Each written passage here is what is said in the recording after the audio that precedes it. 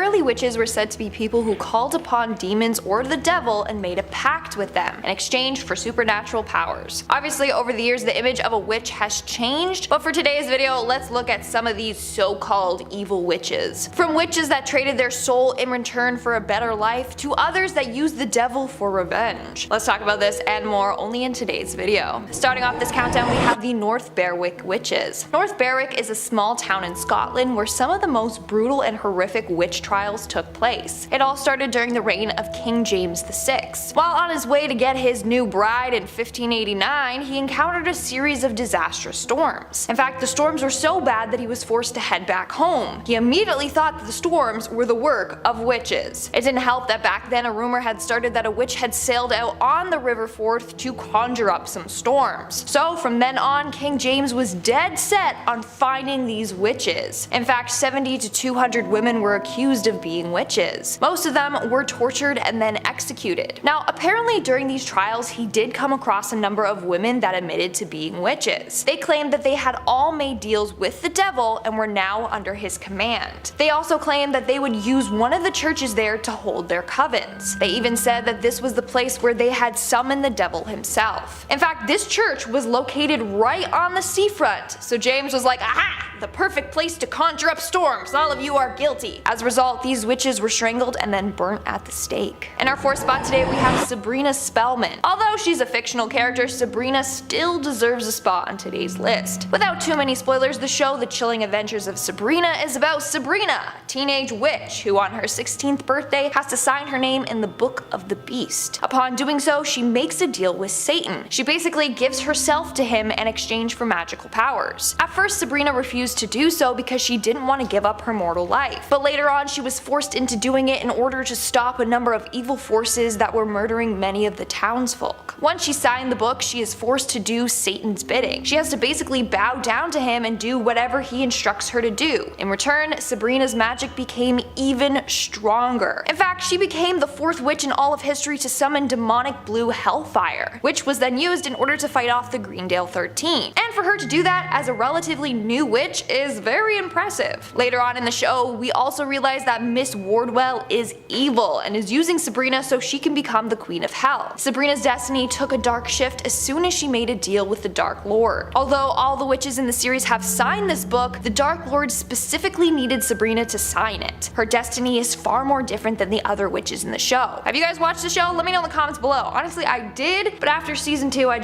I couldn't anymore. Let me know your thoughts though. In our third spot today, we have Mother Shipton.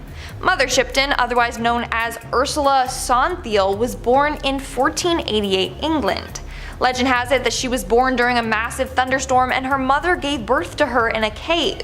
Her mother was only 15 at the time and was stuck raising Ursula in that cave by herself. That was until the monastery took her mother in and a local family took Ursula in. Eventually her mom was taken to a nunnery and they never saw each other again. Growing up, Ursula had a hard time fitting in. She had a large crooked nose, her back had a bend in it, and her legs were twisted.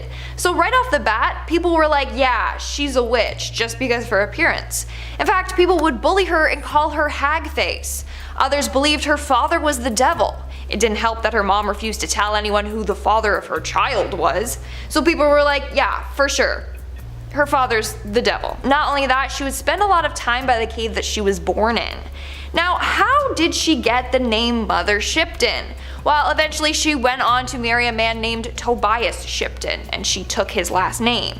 She eventually did partake in witchcraft and would make magical remedies for the sick. So people called her Mother Shipton because she was like a mother to all.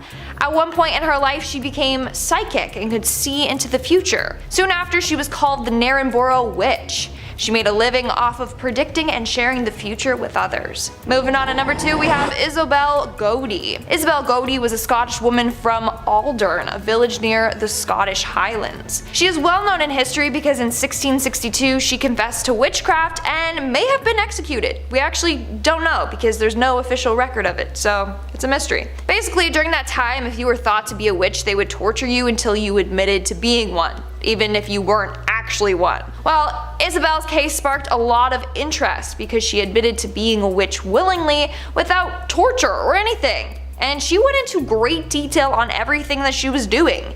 She gave 4 separate confessions given over a 6-week period. For example, she said she made a pact with the devil and had been engaging in intercourse with him.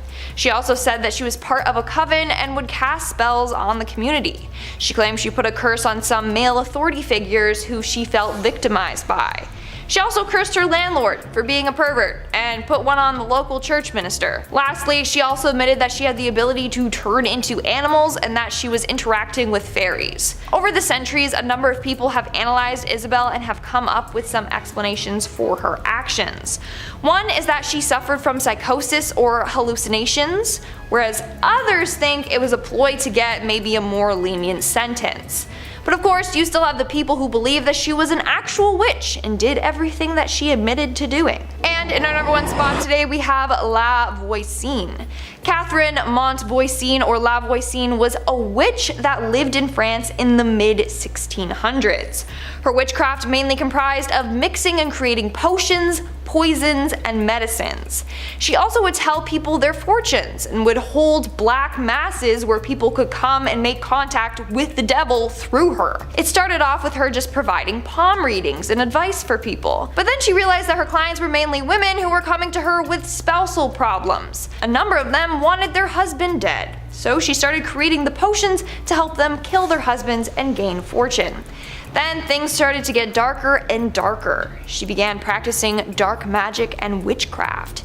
This involved her leading a number of satanic rituals in the catacombs under her home. One time she even spilt the blood of an innocent victim as a sacrifice for the devil.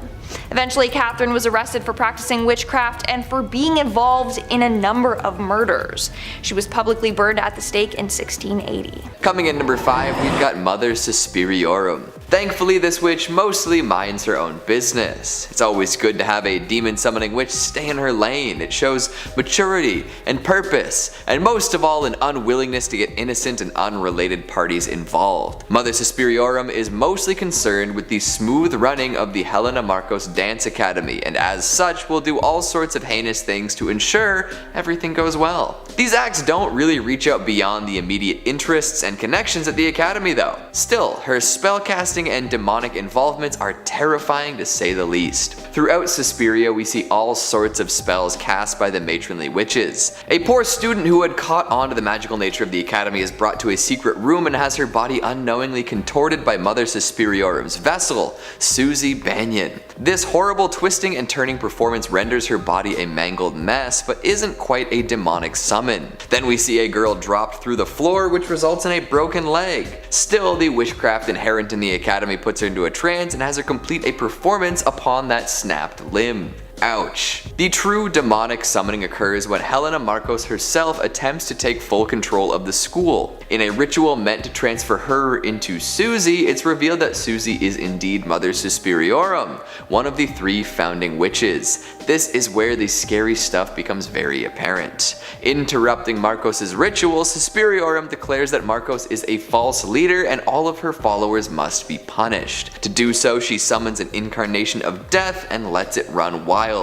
And run wild it does. This blood-soaked abomination tears through the followers of the false prophet, rending their flesh and melting them down to nothing. Those who were not on Marcos' side can do nothing but look on in terror as their contemporaries are torn apart by an otherworldly presence. But hey, at least they get to survive. With this death-filled ritual complete, Suspiriorum is free to roam about in Susie's body, watching over those who were involved with the academy. However, it seems she's not too eager to summon another demon right away. Another ritual someday, perhaps. Coming in number 4, we've got Haggis from Pumpkinhead. Now here's a movie with a totally different vibe for you. No dancing, no intrigue, but definitely a bloody demon looking to kill some youths. She may not have an academy to inherit, but Haggis is definitely good at casting spells and summoning demons. This witch looks more like a witch than pretty much anybody on this list too. Gnarled features, wispy hair, living a hermit's life far away from anyone and everyone. the whole 9 witchy yards. The thing Haggis is most well known for is definitely the summoning of Pumpkinhead though. All of the potions, brews, hexes, and curses in the world wouldn't amount to half the suffering this demon causes. She doesn't really even want to do it either, but Ed Harley, a grieving widower who recently also lost his son in a freak accident, refuses to walk away with nothing. At first, he requests that Haggis bring his son back to life. This, unfortunately, is not within her power. However, she can offer up something else: revenge.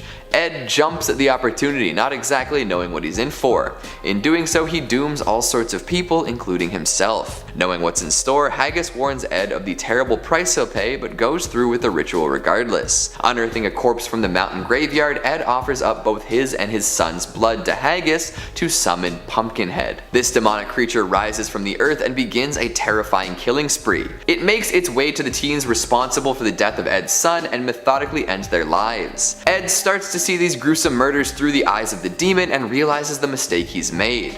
Too late though. Pumpkinhead cannot be stopped until its revenge mission is complete. Haggis warns Ed that if he tries to stop Pumpkinhead, he'll die too. This results in Ed discovering that he and the demon are inextricably linked. Any damage done to Ed happens to the demon too. With this information, Ed decides to lay his own life on the line to end the madness, and successfully kills both himself and the demon. Haggis then collects their bodies and returns them to the mountain. Someday though, she'll bring the demon back.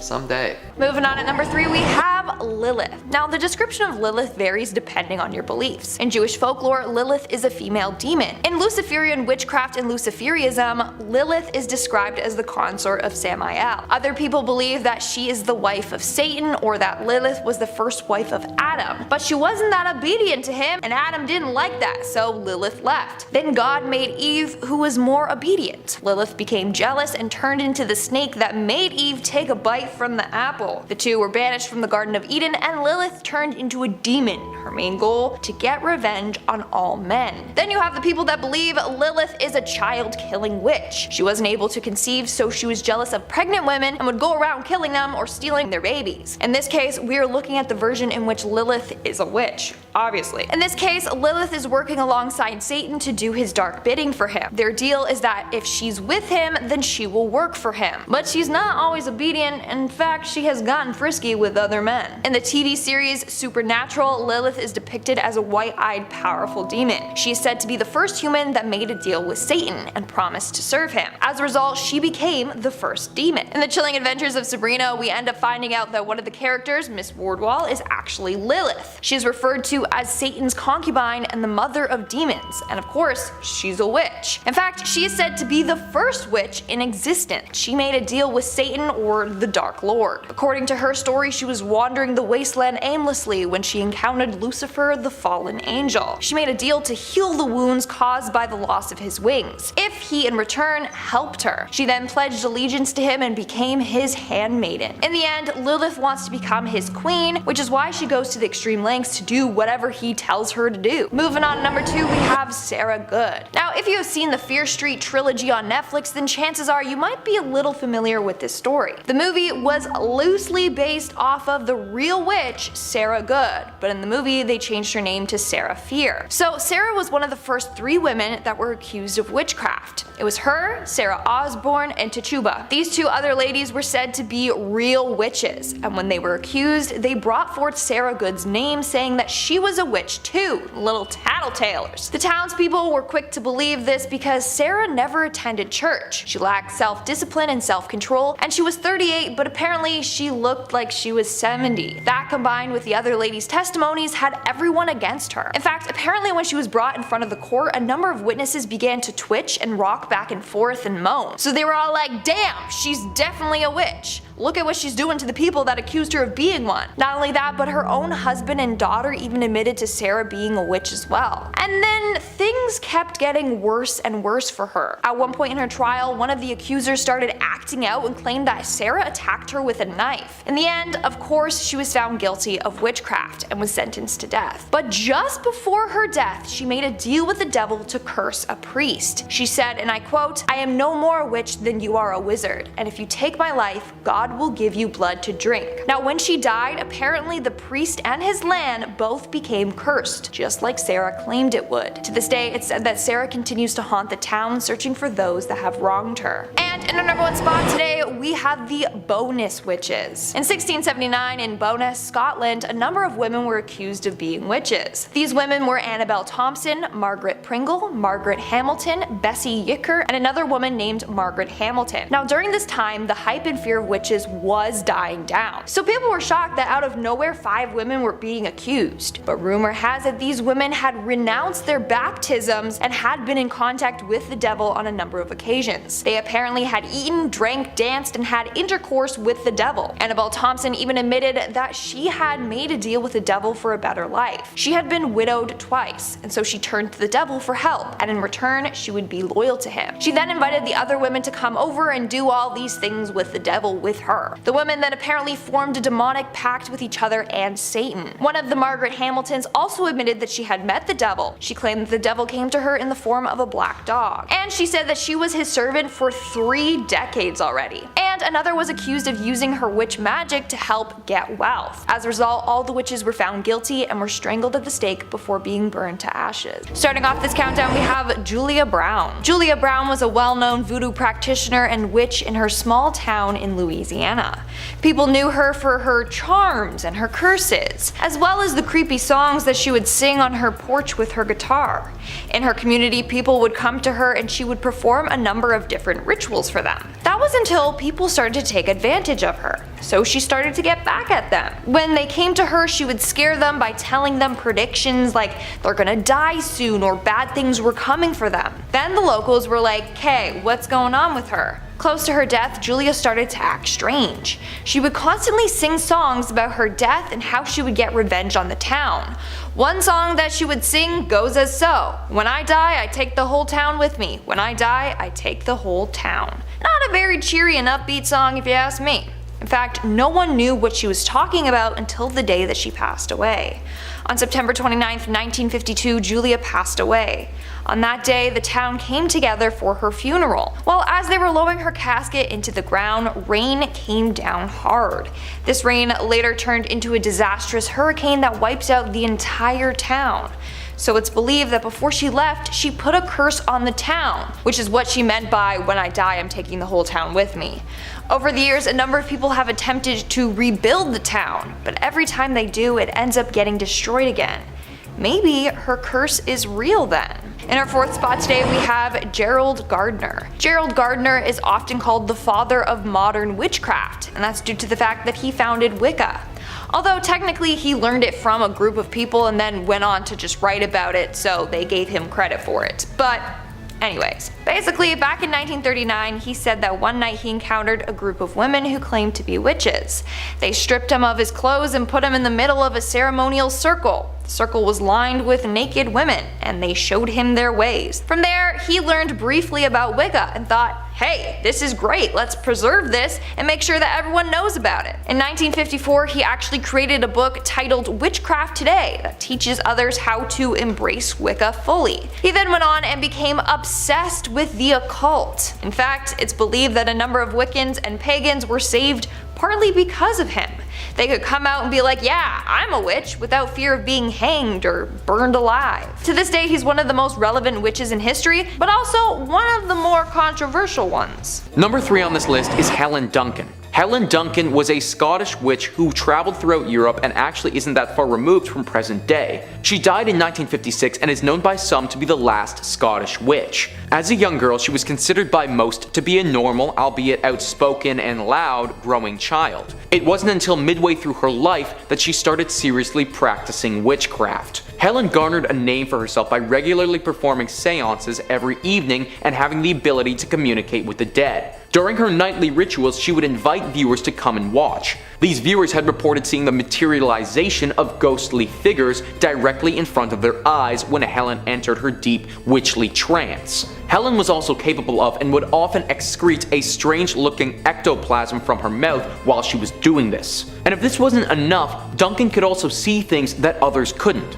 At one point, the ghost of a sailor appeared and talked about a very secretive incident that had happened in World War II that the public or Helen Duncan, couldn't have possibly known about. After hearing this information, the authorities realized that they couldn't have Duncan revealing any important state secrets about the war and arrested her for witchcraft immediately. It was revealed during her trial that some of her witchy ways were not what people were led to believe though. Like her ectoplasm was simply the regurgitation of a cheesecloth made to look like some type of ghostly substance. Even though some of her abilities were proven to be fraudulent, it still doesn't explain how she was able to accurately predict or say the things that she couldn't have possibly known. Helen Duncan didn't use any of her abilities to harm anyone, but the capability to potentially talk to the dead, it's still very chilling. Number 2 on this list is Thomas Weir and his sister Griselle. What makes Thomas and his sister so scary is that nobody expected them to be involved in witchcraft at all. Up until the end of his life, Thomas was known by most to be a nice man of the community held in high esteem. However,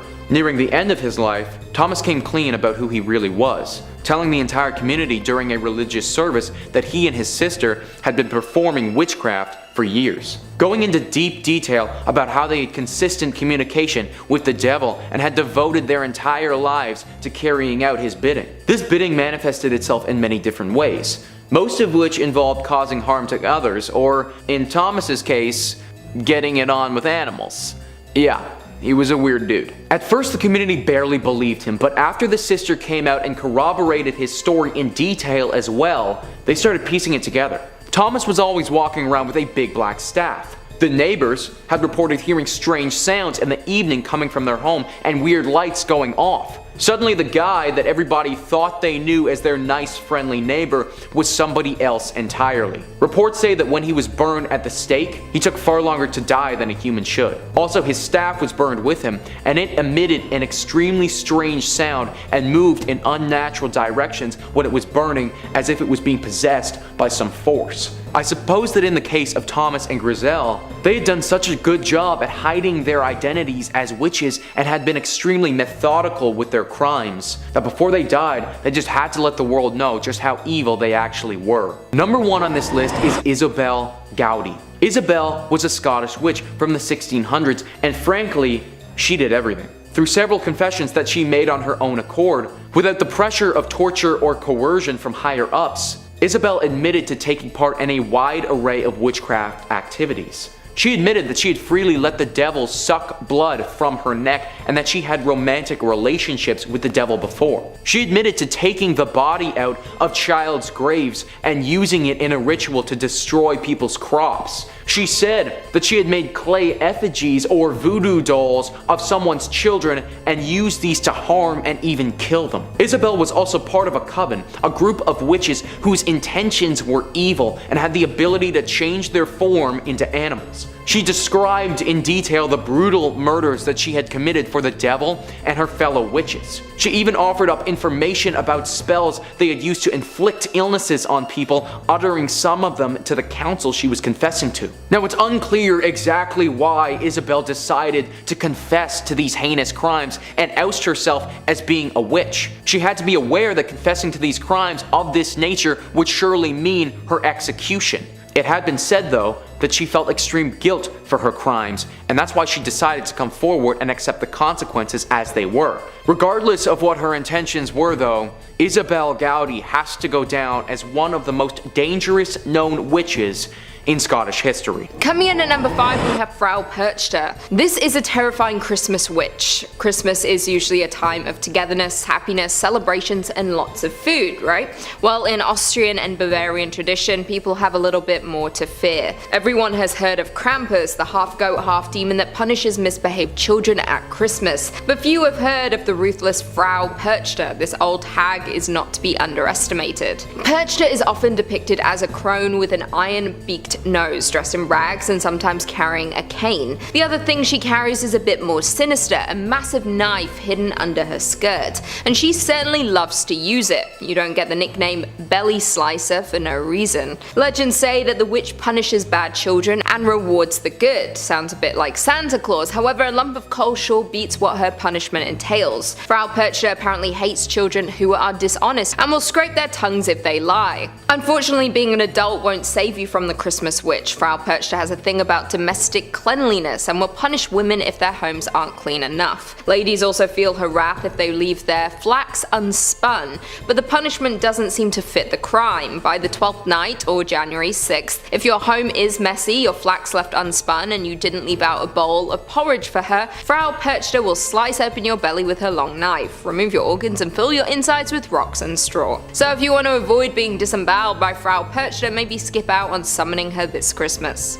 Coming in at number 4 we have Isabel Gowdy. Isabel Gowdy is a Scottish woman made famous for her extremely detailed confession of witchcraft in 1662. Unlike many other women at the time, she was not tortured for her testimony and willingly gave it on her own volition. Her confession apparently provides one of the more comprehensive looks into European witchcraft folklore at the end of the era of witch hunts. As a result, she was tried and allegedly executed. In her famous confessions that took place over several weeks, Isabel Gowdy spoke about the time she encountered the devil, who she described as having cloven-hoofed feet. She admitted to being in service to the devil, also claiming to have slept with him. Gowdy spoke in great detail about her coven's activities, like their abilities to shapeshift into animals. She detailed the different charms and chants she would use and also said she was once entertained by the Queen of Fairies in her home. The details surrounding her execution are muddied at best. There's speculation that she was strangled and burned, while others say she was most likely beheaded. Coming in at number 3 we have Jenny Greenteeth. Straight from English folklore is Jenny Greenteeth, a bit of a party city looking witch if you ask me, but she's not someone to cross. This witch has a myriad of different names like Wicked Jenny or Jenny Greenteeth, but her MO is all the same. The water-dwelling hag is said to have an affinity for drowning the vulnerable. This legendary witch has a bit of a monstrous appearance with long arms, sharp teeth, and wild hair. Her skin is a grotesque shade of green and resembles duckweed, a type of weed that is one of Britain's most common small water plants. Because of this, she's often associated with ponds and rivers with the weed growing on it, and it's said to be an indicator of her presence. From the 19th century onwards, children have been warned to steer clear from bodies of water, with the threat of Jenny Greenteeth drowning them. It was also said that if they stuck around a pond too long, her long arms would drag them into the water. Elderly folks will also suffer the same fate should they not listen to the warnings. Fun fact, Jenny Greenteeth actually inspired Meg Mucklebones in Ridley Scott's Legend. Coming in number 3 we've got the Borrower Witch from Supernatural. There are plenty of demons and witches to choose from in this famous series, but the Borrower Witch seems to fit this list the best. This witch in particular, interestingly enough, has no real name. She's known almost exclusively by her title. To gain her supernatural powers, this woman made a deal with the demon. For her soul, she received a demonic signet ring which provided her with great power. She was able to cast many spells, and her life was extended far beyond the limits of an average individual. However, as her life started to wane, she decided it was time to pass on her gift. This wasn't a pleasant mentorship opportunity though. She decided that she was going to go on a killing spree to attract another promising young witch. Oh, and so she did.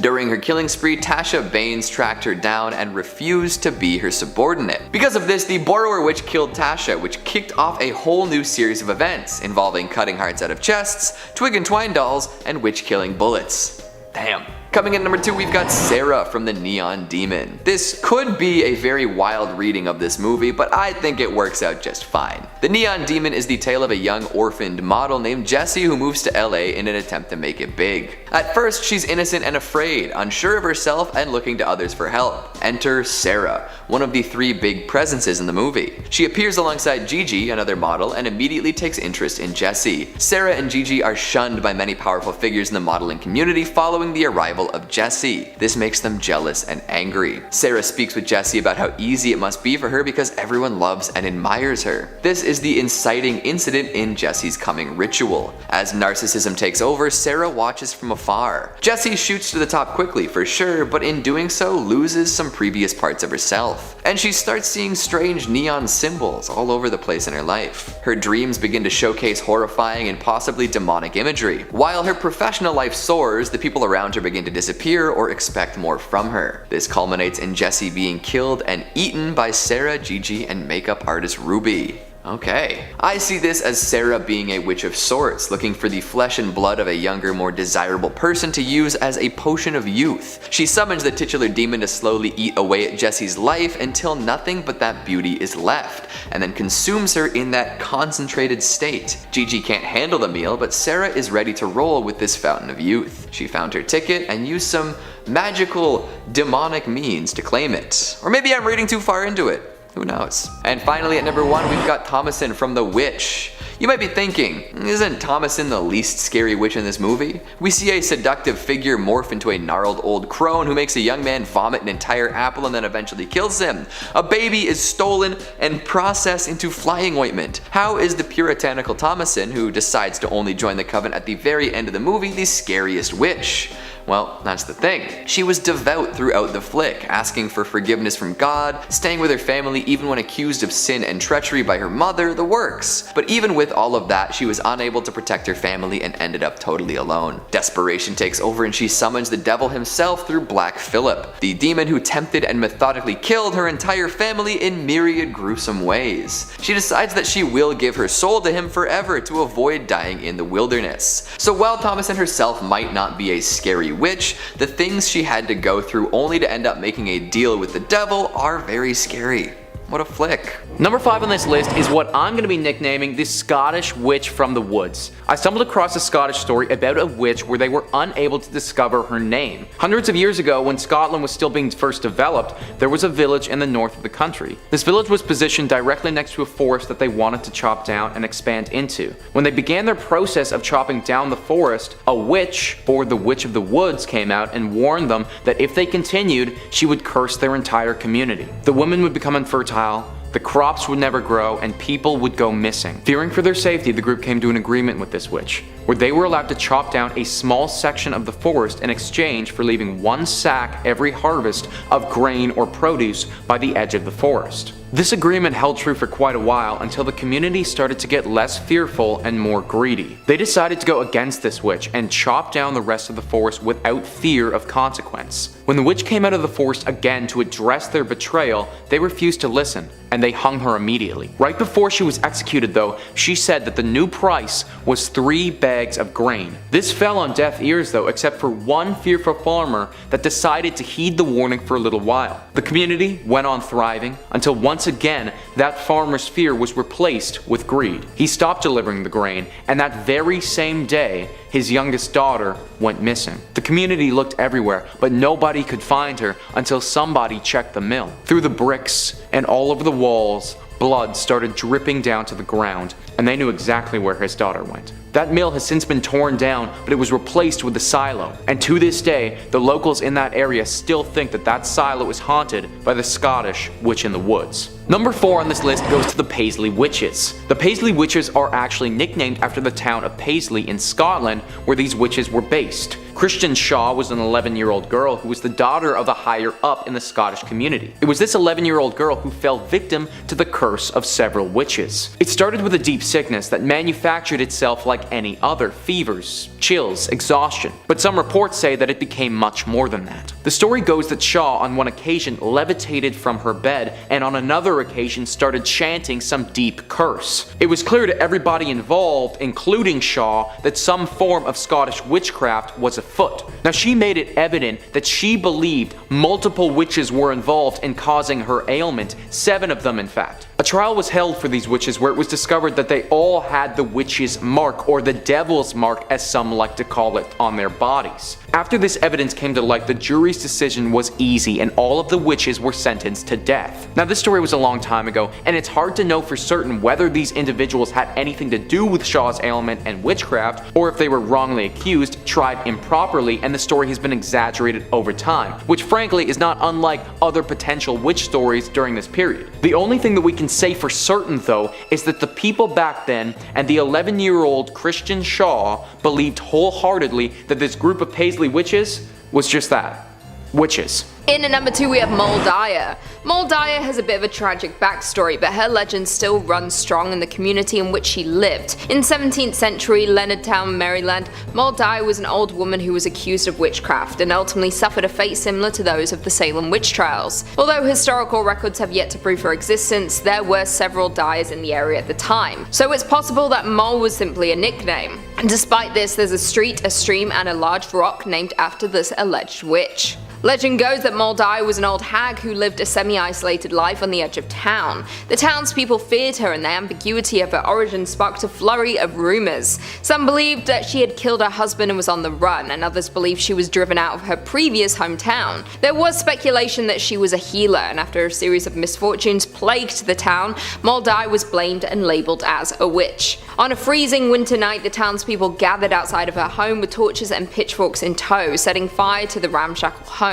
Moll Dyer narrowly escaped the angry mob and took off deeper into the woods. Several days later, her body was discovered frozen solid on top of a large boulder, with one hand stretched out to the heavens as if cursing her tormentors. In the years after her passing, they say that the lands became uncharacteristically barren, livestock died, and the men responsible for leading the mob suffered bouts of terrible luck. Today, Moll Dyer is said to haunt the lands in which she died and can be found on the coldest of winter nights. The imprint of her body is apparently still embedded on the rock that she died on and is even on display in the town. Many believe that Moll Dyer partially served as an inspiration for the entity from the Blair Witch Project. We all know how that ends, so I would not recommend summoning Moll Dyer. And finally, in at number 1 we have the Bell Witch. In the top spot is none other than the infamous Bell Witch. The legend of the Bell Witch haunting is a staple in southern United States folklore, and a terrifying story at that, so terrifying that it even captured the attention of a US president. In the early 1800s, John Bell and his family settled in Tennessee on 320 acres of farmland along the Red River. For their first 10 years their life was good until one day things changed. Strange paranormal occurrences began to plague the family. They would hear pounding on the walls, chains rattling, and John Bell even saw a peculiar and unnatural looking creature. It had the head of a rabbit and the body of a dog. The haunting progressed, and soon the entity was snatching blankets off of the children as they slept and even began to develop a voice. The family would hear faint whisperings and what sounded like an old woman singing hymns. The activity only got worse and the entity began attacking the Bell's youngest daughter, Betsy Bell, leaving welts and handprints all over her face and body. Its voice strengthened over time and they would hear it quoting scripture, carrying on intelligent conversations and still singing hymns. Word of the supernatural phenomena spread like wildfire and even garnered the attention of Andrew Jackson before he became the 7th president of the United States. When Jackson and his men went to investigate the claims, one man from his entourage was allegedly attacked by the Bell Witch and said he felt pins being stabbed into him and was being beaten severely. Some allege that Jackson later said that he would rather fight the British at New Orleans than fight the Bell Witch. Maybe for good reason too, because John Bell became the main subject of her wrath. The Bell Witch apparently tormented him and caused a steep decline in his health. John Bell eventually died and the witch took responsibility, claiming she had poisoned him. The Bell Witch is said to still haunt the property today and is regarded as one of the most famous pieces of Southern lore.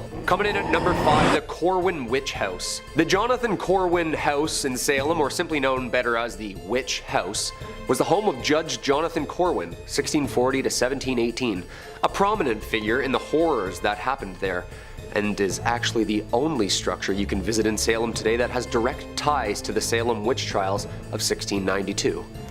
Well, that might not be the case because we got a couple of those coming up. Trust me, this place is riddled with ties to those witches. Corwin bought the house in 1675 and lived there for more than 40 years.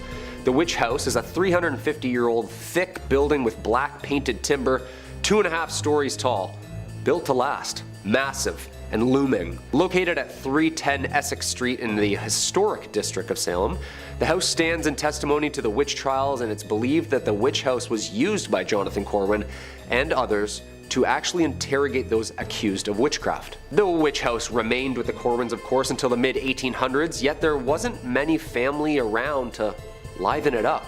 The Corwin curse seems like a weird one since all the Corwin's kids, 5 children, all perished young from separate complications within the house. And this is where it gets really weird. Not only is the place haunted to hell and back with specters seen in the attic upstairs and loud voices, arguments heard in the empty house at night, 8 Corwin lives were lost to premature death in that house. All Corwins. Yeah, I'd say that makes for a pretty cursed home, alright? A family curse. Number 4, Proctor's Ledge. There are over 1,000 documents from Salem witch trials, yet none of the accounts actually specify where the hangings took place.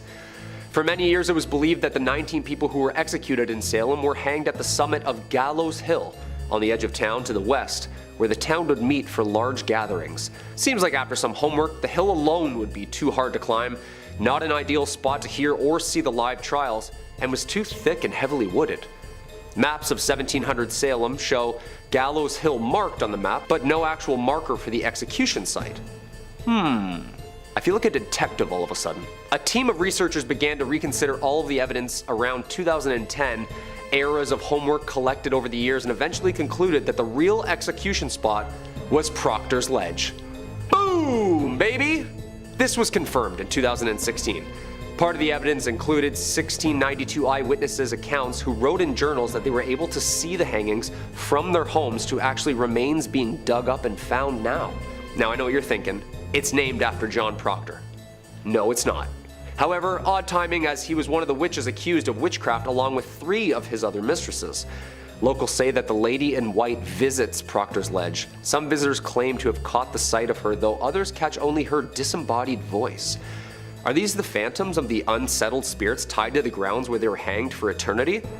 Who knows? Coming in at number 3, we've got Asavajda from Black Sunday. So Black Sunday is this Italian horror movie from the 60s that was actually banned from the UK until 1968 due to graphic content. These giallo directors love to make wicked movies about witches. It was actually so brutal that Western audiences only got to see censored versions in theaters. Still holds up today. The witch is largely to blame for these insane bouts of violence and gore. Hundreds of years before the plot begins, she was a practitioner of the dark arts along with her lover. They were discovered by her brother and sentenced to death for sorcery. Now you can probably guess what happens next. She curses him and his bloodline. Yes, she would even curse her own family. It's hardcore. Her execution is one of the most brutal I've ever heard of. You ready? Okay. So they take a metal mask with spikes on the inside and they hammer it into her face. And there are 2 extra long spikes just for her eyes. It's like an Iron Maiden, but just made for your dome. Holy crap. Get it? Hundreds of years later, she is accidentally brought back to life by some spilled blood, and so begins her revenge scheme. Using her telepathic powers, she revives her long-dead lover, and they begin to take servants under their control. With the ability to manipulate men through seduction, magic, and a cursed kiss, as well as the power to drain her descendants' life and gain immortality, she is a dangerous spellcaster. So watch out for her, okay? Although I'm sure some of you wouldn't mind being her servant. No judgment. Taking up our number 2 spot, we've got Mother Suspiriorum from Suspiria, 2018. No hate to Helena Marcos, alright? She's a hugely horrifying witch in her own right. And in fact, if we were just to ignore the 2018 version and only analyze the original Argento edition, Marcos would have definitely made the list for sure. A rapidly deteriorating, power-hungry horror with a really great reveal is always a welcome addition to my spooky Rolodex. However, Mother Suspiriorum has to take the cake. Revealed in her true form at the end of the remake, Suspiriorum is the catalyst for one of the craziest scenes I've seen in years. The disemboweling of young dancers, exploding heads of false prophet worshippers, and the frantic, shivering dancing. All incredible and deeply disquieting stuff. Plus, the surprise reveal of who Suspiriorum's incarnate really is a great twist, and being able to summon death incarnate is a sweet piece of magic. What makes Suspiriorum even scarier though is her backstory. What is Mother Suspiriorum? Well, she is actually one of the 3 mothers watching over the Marcos dance company. The other 2 being Mother Tenebrarum and Mother Lacrimarum. Representing darkness, tears, and sighs, the 3 mothers are integrated into Dario Argento's 3 Mothers trilogy. The Italian giallo master imbued his movies with some incredibly deep lore. The original Suspiria was actually the first of 3 in this trilogy, with the other 2 movies being Inferno and The Mother of Tears. They were based on an essay called Lavanna and Our Ladies of Sorrow by Thomas de Quincey. De Quincey wrote, "I want a term expressing all the mighty abstractions that incarnate themselves in all individual sufferings of man's heart. And I wish to have these abstractions presented as impersonations, that is, as clothed with human attributes of life and the functions pointing to flesh. Let us call them, therefore, Our Ladies of Sorrow."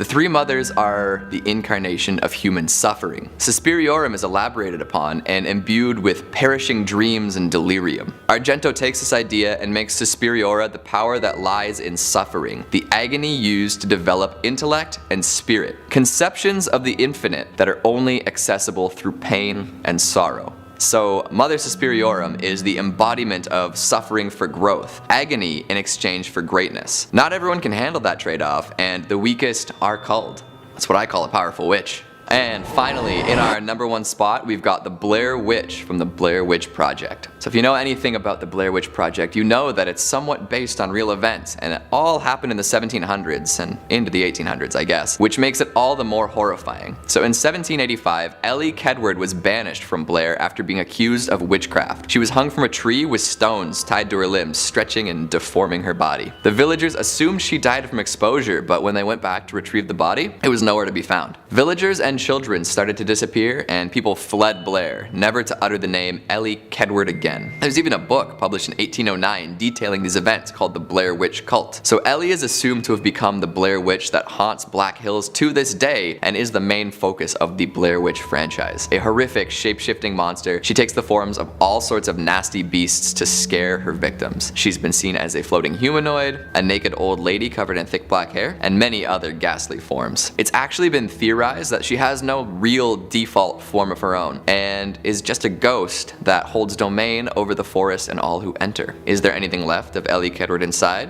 Or has it become a totally inhuman being? While her motives are foggy at best, the Blair Witch has a sadistic streak. She loves to stalk and torment victims before killing them. There's a method to her madness though, as she will kill people in a specific order if they perform certain actions. In the movies, we don't hear the witch communicate much, but based on how some characters act, we can assume that she is able to torture people into compliance and issue commands. Is she just trying to keep people out of her wooded home, or is she attempting to create and maintain her own Blair Witch legend? We may never know for sure. But hey, you guys are brave, right? Does somebody want to go and just ask her what she's up to and let me know? Starting off this countdown, we have John Reed. John Reed was one of the 7 witches tried in 1697 Scotland. When he was caught, persecutors found that he had a mark on his loin. John said that the devil had nipped him there and that it indeed was a witch's mark. John also confessed that he was in service with the devil. The devil promised him wealth and abundance, but in return, John belonged to the devil. But John revealed that the devil broke his promise and never did anything he said he was going to do. On top of that, John admitted to attending a number of meetings with other witches. He also admitted that he was responsible for the torment of Christian Shaw. Christian was an 11-year-old who claimed she encountered a pack of witches who then bullied her and stole her milk. He also admitted that they all drowned her in the local well.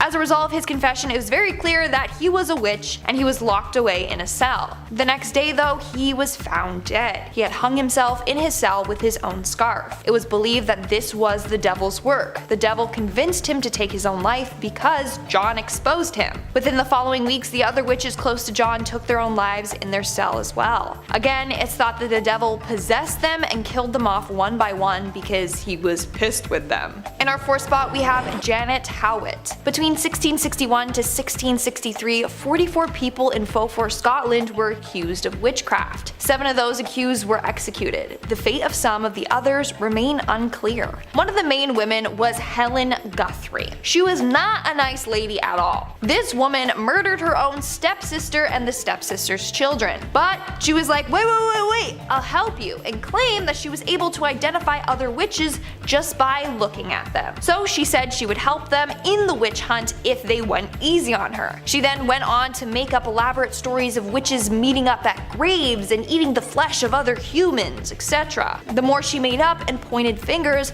the longer she got to live, and same with her daughter Janet Howitt. Janet was also accused of being a witch like her mom. In fact, she had a witch's mark on her shoulder. She said it was from the devil biting it. She also said that it hurt for so long until the devil visited her again and stroked her shoulder. When he did that, the pain immediately stopped. Now, Janet was imprisoned with the rest of the accused, but we don't know what happened to her. They held a trial for her and no one testified against her. Plus, they only had the mark on her shoulder as evidence. We truly don't know if young Janet was let go or sadly killed. What we do know is that her plea date was 1666, 4 years after her arrest, so she was in jail for quite some time. Number 3.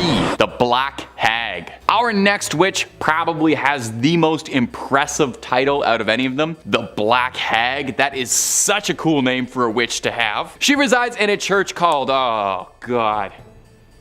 Let me try this. The Monastery. Oh, what? You want to throw that on screen for me? Monastery. How am I supposed to say that? This is the witch's curse. I don't even know about any witchy stuff she does. She tries to get you to say this evil word and then it curses your family.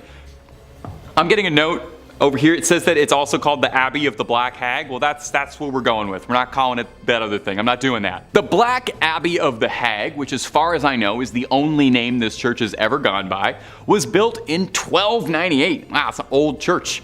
And was one of the few well-known medieval convents in old Ireland. The remains of the abbey still stand today in a secluded valley, making an already mysterious and supernatural place just that much more atmospheric. The place is called the Abbey of the Black Hag, for God's sakes. You don't name a place that unless it's pretty haunted. Sounds like it's straight out of Dishonored. And while I've got you here, Dishonored 3, when? When's that happening? Now, it's believed that the last abbess, which is a horrible word, in charge of the abbey practiced witchcraft, and in the scary way.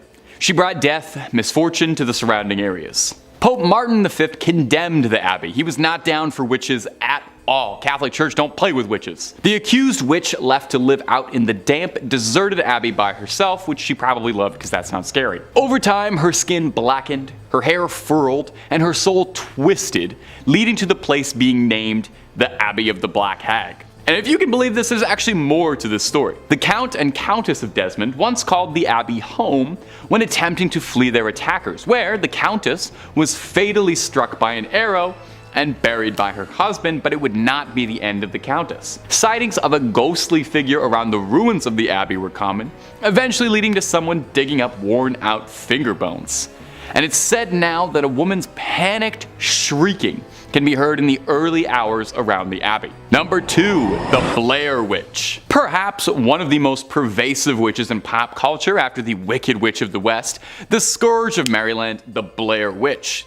Perhaps you saw the very successful 1999 documentary regarding her legend, or maybe you saw one of the 2 middling sequels. According to legends, she haunts the Black Hills Forest near the town of Burkittsville, Maryland. The local folklore states that in the 18th century, a woman named Ellie Kedward was accused of practicing witchcraft. She was chased and exiled out of the township of Blair and condemned to live in the woods, hence the Blair Witch. It's believed that she died out in the surrounding forests in the harsh winter of 1785, but it's also said that she placed a curse on the town moments before her death, vowing to seek revenge on the townspeople and their descendants for generations. And not to split hairs here, but that does actually kind of sound like she was a witch. I'm not saying it was justified in exiling a woman out of her town, just that placing a hex on a town definitely sounds like witchcraft, and I can understand where they were coming from. I'm just trying to understand the scenario, okay? I'm divorced from it. I'm not part of it. I'm just trying to understand it. From here, the legends of Kedward grew into the larger-than-life figure, the Blair Witch. Various disturbing events were attributed to the Blair Witch. Mysterious disappearances, people being lured away into the woods, supernatural phenomena, camera crews disappearing in forests, reports of finding strange hex bags in the surrounding woods filled with strange runes and symbols and remnants of people, hair, teeth, for her to perform wicked rituals. Now, it goes without saying, unless you firmly believed the marketing campaign of the 1999 film, the Blair Witch Project is obviously a movie. While they say it's based on the real story of Ellie Kedward, there is no record of a Blair Township ever having existed. Almost certainly, the Blair Witch's story is inspired in large swaths by the Bell Witch, who we talked about earlier. Although in a kind of unique case, back in the day when the Blair Witch did come out, its marketing was so effective, and in this sort of like pre-early internet area, there were several people who did think it was real. It was a cast of completely unknown actors by a team no one had ever heard of. And on some level, I don't know, maybe to get esoteric with it, what makes an urban legend real? Just us believing in it, right? Do you believe the other 4 stories I've told you more?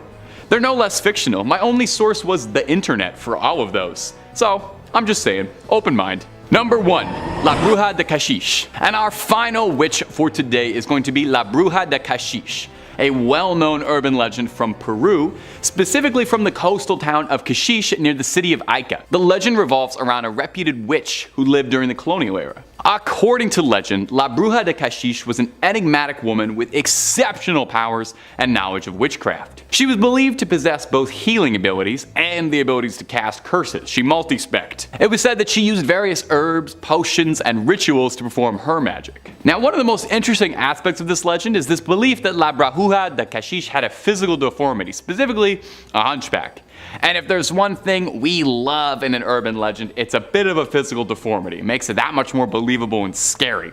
Because someone conventionally unattractive is way scarier than not. Don't blame me, blame our Western views on beauty. I didn't write them, I just perpetuate them. Over time, the legend of La Bruja de Caxiche became intertwined with the history and culture of the town of Caxiche. Local residents and visitors began associating certain landmarks and natural phenomena with their presence. For example, there's a famous gnarled and twisted tree called the Witch's Tree that is said to have been her gathering place. Today, Caxiche has embraced the legend of La Bruja de Caxiche as part of its heritage. The town has a statue of the witch, and there are various festivals and events dedicated to her, and I guarantee you no party goes even half as hard as a party celebrating a local witch. Oh my god, imagine the cauldron stew. The legend has also become a popular tourist attraction, drawing visitors who are interested in the occult, folklore, and statues. Should be scary enough on its own, but time to elaborate, I suppose. These manuscripts were believed to be written in the early 1900s,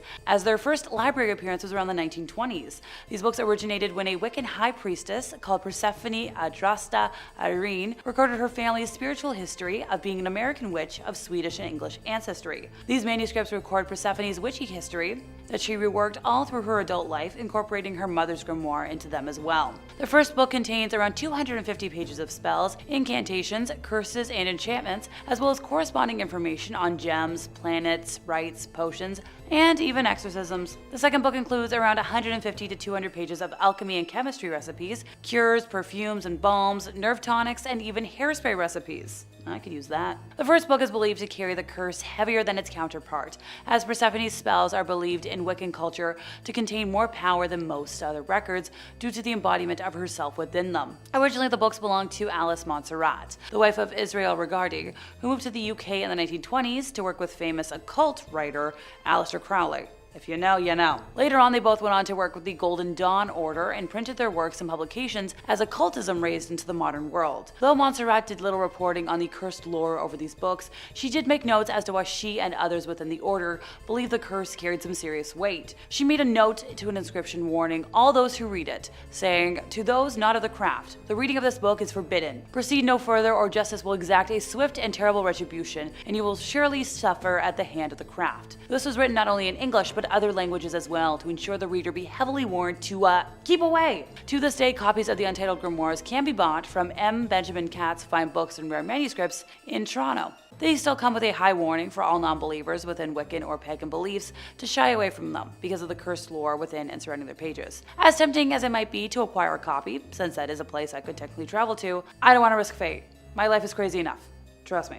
Number 4, the Grand Grimoire. Yep, it's a black magic grimoire, and for reference, because I don't think I elaborated last time, a grimoire is a textbook of magic. You know, it typically includes instructions on how to create magical objects like talismans and amulets, how to perform magical spells, charms, and divination, and how to summon or invoke supernatural entities such as angels, spirits, deities, and demons. In many cases, the books themselves are believed to be imbued with magical powers. Although in many cultures, other sacred texts that are not grimoires, such as the Bible, have been believed to have supernatural powers intrinsically. The only contents found in a grimoire would be information on spells, rituals, the preparations of magical tools, and lists of ingredients and their magical counterparts. In this manner, while all books of magic could be thought of as grimoires, not all magical books should be thought of as grimoires. Different editions date the specific one to 1521, 22, or 1421, but it was probably written during the early 19th century. Some experts suggest that 1702 is when the first edition may have been created as a Bibliothèque Bleue version, similar to a chapter book, since that version was published in 1750. The introductory chapter was authored by Antonio Veneziana del Rabina, who gathered his information from original writings of King Solomon. Much of the material of this grimoire derives from the Key of Solomon and Lesser Key of Solomon, which are grimoires attributed to, you guessed it,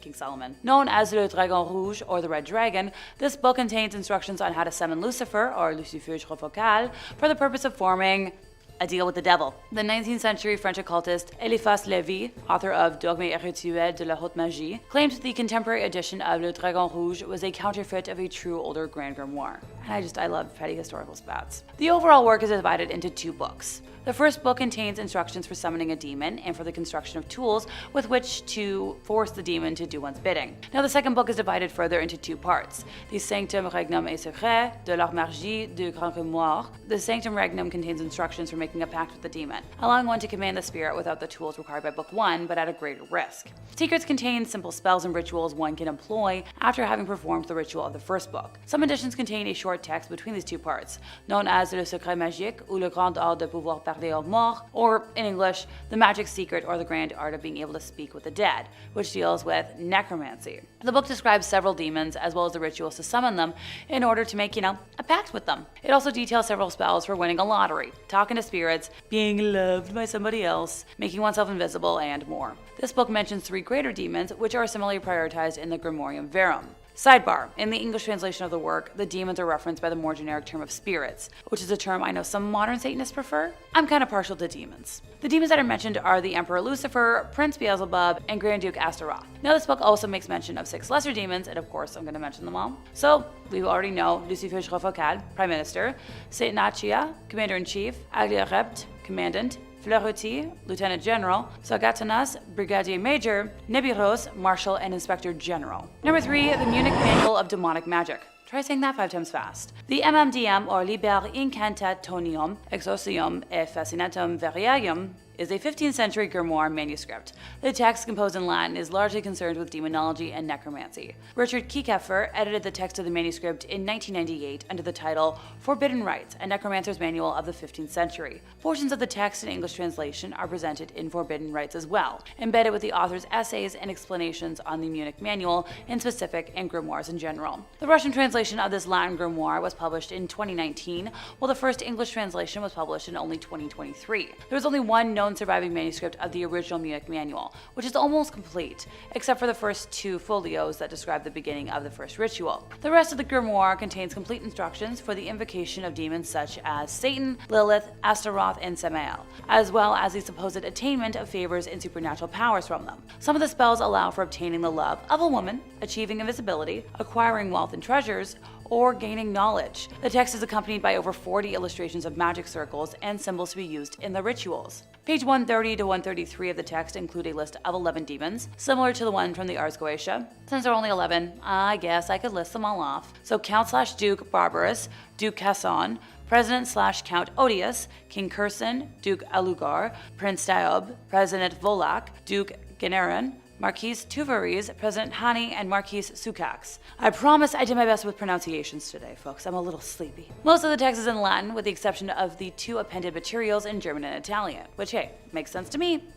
Number 3, Charter Street Burial Grounds. The Charter Street Burial Grounds started in 1637, also known as Old Burying Point or the Charter Street Cemetery, is the oldest cemetery in Salem. Many early and famous Salem residents are buried here, such as John Hawthorne, a judge in the Salem witch trials of 1692. Hawthorne, whose father had been a Salem magistrate, was born in 1641 and had 6 children. Hawthorne experienced several deaths in his family, including those of all his 3 brothers.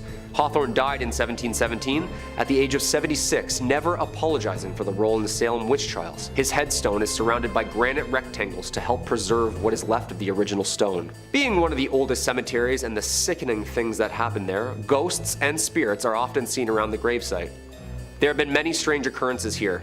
Witch stuff aside, about 400 years of ghostly encounters have happened at the Old Burying Point Cemetery. Over the years, people have successfully captured EVP of voices from beyond the grave at the site. If you can hear me, say something. Stop yelling. Oh, sorry. Photographs of mysterious shadows, orbs, white mist, and even full apparitions are seen here. One of these apparitions is believed to be Mary Bright Corey, who died 1684. She was the second wife of Giles Corey, who later became an unfortunate victim of the witch trials himself. Another ghost seen is the powdered blue dress lady, whilst holding a picnic basket in one hand and sometimes accompanied by a young boy. Normally, once the cameras come out, the lady in white transitions into numerous bright orbs or vanishes altogether. Maybe the ghost woman is the same Mary Corey forever watching over Judge Hawthorne's grave. Number 2. Gallows Hill. Okay, so we were just talking about what happened to some of the accused during these hysterical trials and all the historical places that saw such violence. One of the most interesting witches tried of that was Giles Corey. Tried as a witch but never hanged. Actually, the old man known as Giles Corey was pressed to death with the judge's orders of him being a strong and stubborn old man and would not for the life of him indulge in the nonsense he was being accused for. He never admitted that he was a witch. Even throughout his torture, they laid him down and put a board on his back and proceeded to stone him to death, piling up stones on the board, resulting in crushing and eventually perishing underneath it. Only took about 4 days. Giles Corey apparently repeatedly yelled more weight, further cementing his plea of not guilty to everyone watching at Gallows Hill. With his last breath, Giles apparently cursed the town of Salem, and this area is now an unearthly hotspot for paranormal activity. The Gallows Hill that most people are aware of is nothing but a baseball diamond, but underneath that baseball diamond, bone fragments and coffins have been found. Interesting, because no witches were ever buried in coffins. Maybe vampires? Giles died from his inflicted torture on September 19th, 1692, just after the 8th anniversary of his wife Mary's passing. Strange sounds emerge from the area at night, including loud knockings, thumpings that wake up neighbors from their bed, and, of course, the full-bodied apparitions said to walk the grounds yelling in the middle of the night. There have been full-bodied apparitions spotted within the woods, with disembodied voices shrieking in the middle of the night. The disturbingly loud voices yelled throughout the area have had some locals scratching their heads. Is this the ghost of Giles himself, speaking his curse upon the town for all to hear? Shh! Trying to sleep! And coming in at number 1, House of Seven Gables. Locals say the Turner Ingersoll Mansion, or also known as famously the House of Seven Gables, is the most haunted spot in Salem. How many haunted spots are there? Ghosts are just like really competitive. Now a prominent museum, protected in its original form, used for plays and reenactments by the locals, the original structure was simple in nature, with only 2.5 rooms and just under 3 stories tall. By the time of John Turner's death, the prominent merchant, sea captain, and owner of the house, he was one of the most wealthy men in the entirety of Massachusetts. Turner and Ingersoll's House of the Seven Gables is a ghostly reminder of the tormented souls both trying and being tried at the time of the hangings. But the Turner Ingersoll is a reminder for more than just lost shipping fortunes and curses, as it's also a homely reminder of Judge Hawthorne himself and the guilt he inflicted on that town. As records show, Hawthorne may have feigned sympathy for the accused witches, but he never regretted his involvement in their trials or executions. And he certainly never expressed any remorse during the trials themselves for sending the accused to their death. Following the witch hysteria of the late 1600s, the Hawthorne family lost most of their wealth, no doubt influenced by the families of the accused witches who sought out justice for their dead loved ones. Acting now is only a museum of historic place. Each year, the museum hosts a series of theatrical plays, all of which surrounding the Salem witch trials. Such plays titled as Legacy of the Hanging, Judge Hawthorne, and Spirits of the Gables. But some of the actors aren't, well, very alive. As for the ghosts outside of the theatrical performances, well, everybody's got their own opinions on that, but tour guides and employees tend to avoid the attic, where some people have complained about being choked by ghostly figures. Local lore has many different stories to tell, and so do many of the visitors who enter Salem's most haunted house. Others report seeing a phantom boy who enjoys playing in the attic. Throughout the day, his giggles and laughs can be heard. Always giggling kids, eh? They're like the scariest ghosts. Number 5, Julie Brown. Our first witch today on the list of which witch is Julie Brown, legendary voodoo priestess of the swamps. New Orleans is filled to bursting with 2 things: the most wondrous advancements in soul food and gumbo technology on the planet, and ghost stories. There's a whole lot of voodoo to go around in Louisiana, and in Manchac they say there's the ghost of an old voodoo priestess named Julie Brown. The story of Julie Brown is an unnerving one. I would certainly hope so, otherwise it wouldn't be on this list. She was said to be reclusive, would sit on the porch of her swamp shack and spend the day cackling, predicting the demise of nearby towns and its residents, singing twisted songs about her death and the apocalypse and the end of days. Despite the fact that she was a kooky old lady singing songs about the apocalypse on her front steps, locals actually feared her and treated her as an oracle and a prophet, and were very nervous of wronging her just in case she placed a hex on them, which, you know, is reasonable. You should always treat everyone you meet with kindness just in case they turn out to be a witch who can hex you. The prediction she's most known for, besides one bizarre correct prediction about the 1994 Super Bowl Cowboys at Bills game, was her threatening prediction in 1915, where Julie Brown would cackle over and over and over that she was going to die and take everyone with her. She chanted this again and again until her death. On her funeral, a hurricane hit the town, decimating 3 villages and taking countless lives. Julie is said to be buried in the swamp, and locals believe it was her spirit that caused the hurricane. And if you happen to be passing through Manchac, just pay your respects to Miss Julie Brown. Like I said, you never know what kind of secrets somebody has. And if you're looking for more stories about witches, or really any kind of urban legend, Top 5 Scary has all of that and then some. I'm not kidding. If you can think it up, there's pretty good odds we've done 2 to 3 videos on it. We got something scary for everything under the sun and above it. So hit subscribe. Please make sure you hit that little bell so you don't miss a single scream, but do that after this video because I got 4 more witch stories coming up for you right now. And wouldn't you know it, the next one's about a bell.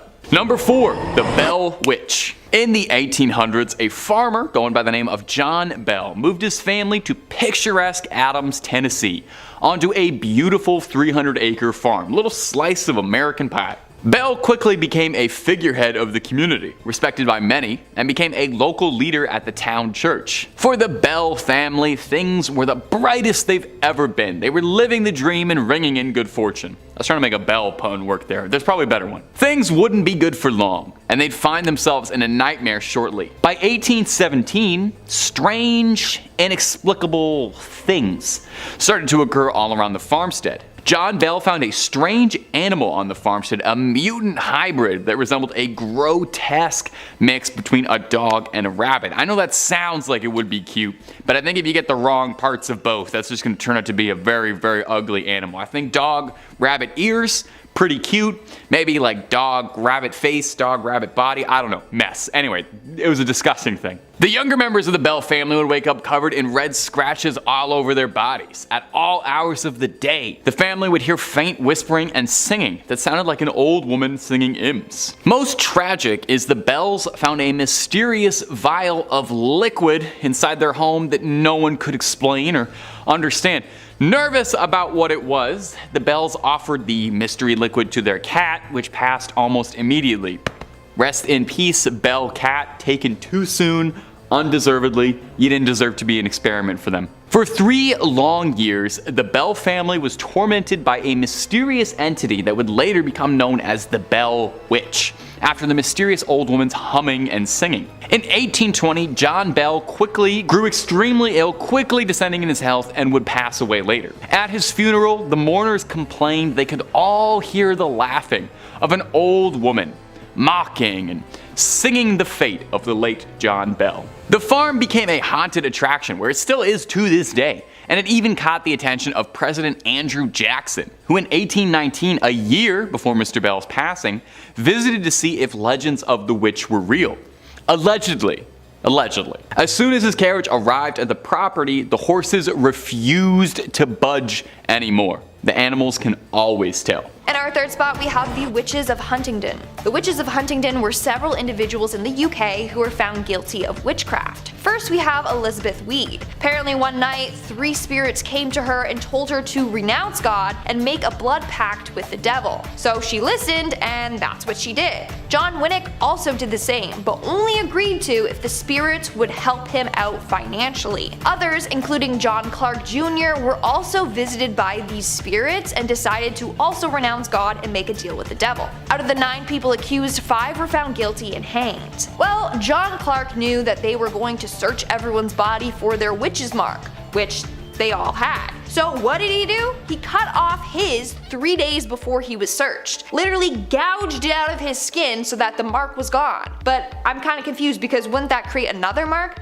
I don't know, but I think he was let off the hook while he watched his friends be killed. He literally said, and I quote, "It was foolish to let the authorities find their marks. I cut off mine 3 days before I was searched." He then denied ever making a pact with the devil or being a witch, even though he was. Moving on to number 2, we have George Jacobs Sr. George Jacobs Sr. was an English colonist who was accused of witchcraft in 1692 during the Salem witch trials. George was quite the man around town. He had several run-ins with the law. He was known for having a violent temper, and in 1677 hit a man named John Tompkins Jr. 2 witnesses said, and I quote, "One blow, and if the latter had not held him by the arms, he would have struck him some more, he being in such a passion." Now he was fined for this. Then in 1674 he was sued by his neighbor after he chased some of his horses into the river where they drowned. He argued that the horses were trespassing on his property, whereas others thought he just liked wreaking havoc on town. Fast forward several years later, George Jacobs Sr. and his son, George Jacobs Jr. and his daughter-in-law and granddaughter were all accused of witchcraft. Everyone got off except for Jacobs Sr., and that's because he had a witch's mark. His body was searched and they found what was described as 3 teats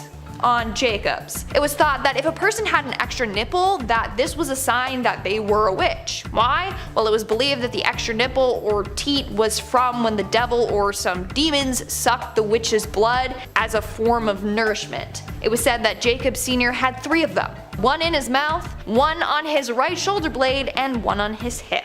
Now, they weren't actually nipples though, it was just a 1/4 inch long fleshy thing protruding from his skin with a sharp point. They proceeded to stick pins in each of them to see what would happen. This was called the witch pricker. Apparently, if you are pricked and you don't have a reaction to getting pricked and you don't bleed, then you are a witch. Well, when they pricked each teat, Jacobs never reacted to it and he didn't even bleed. So he was found guilty on August 5th, 1692 and was sentenced to be hanged along with the other witches. And in our number 1 spot we have Elspeth Rioch. Elspeth Rioch was an alleged witch in Scotland during the early 1600s. When she was 12 years old, she claimed that she was approached by 2 men. One was dressed in all black, the other in green tartan. The man in green told her that if she followed his instructions, that she would be able to obtain magical powers. He told her to boil an egg and use the condensation from cooking the egg and take it and rub it on her eyes with unwashed hands. Sounds like an eye infection to me. He said that this would give her the powers to see and know everything that she wanted.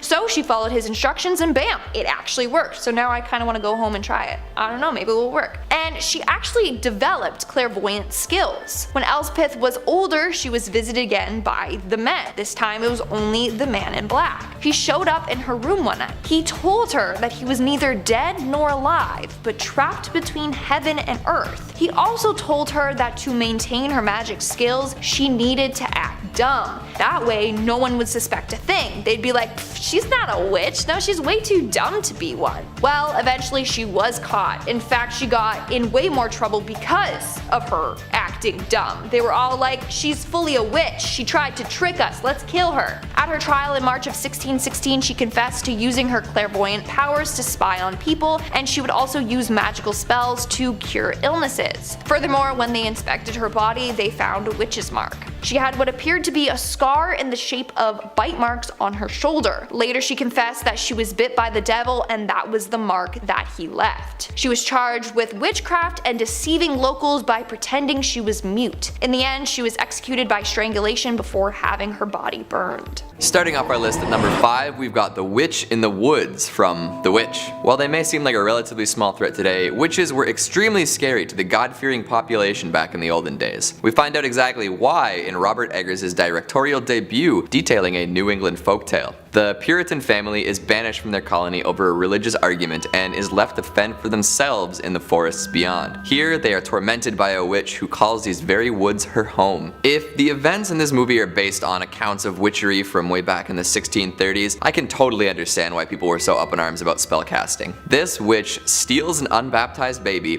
grinds it up, and rubs the ground baby meat all over her body. She curses the family's crops, which cause them to infight and blame each other for some of the magical acts, facts, the twin siblings, creepy on their own, are bewitched and begin to speak with their goat and freak their parents out. The witch induces nightmares and leads to one terrifying dream involving a raven pecking at some living flesh. I'll say no more. The horny pubescent Caleb is seduced, cursed, and left to die of an unknown illness, and by the way, he also vomits up an entire bloody apple. Black Phillip, the family goat, is in cahoots with the witch and gores the dad before inviting Thomasin to live deliciously, which coincidentally is the inspiration for one of my favorite memes of the decade. Mom says it's my turn to live deliciously. All in all, the witch is bad news, and we never really learn too much about her intentions beyond causing chaos and inviting someone new into the coven. Plus, as all good movie baddies do, she represents more than malevolence. She exposes all sorts of fears that surround religious extremism, like the fear of nature and the unknown, the arrogance and pride of the banished father, the crippling self-doubt within all people, and the disintegration of the traditional family when put under stress. Coming in at number 4, we've got Haggis from Pumpkinhead. This ugly number is the old witch of the woods from the Pumpkinhead series. She's even scarier than the titular revenge demon. Crazy, I know. Haggis is a cautionary tale of sorts, using our protagonist Ed Harley as a shining example of what not to do.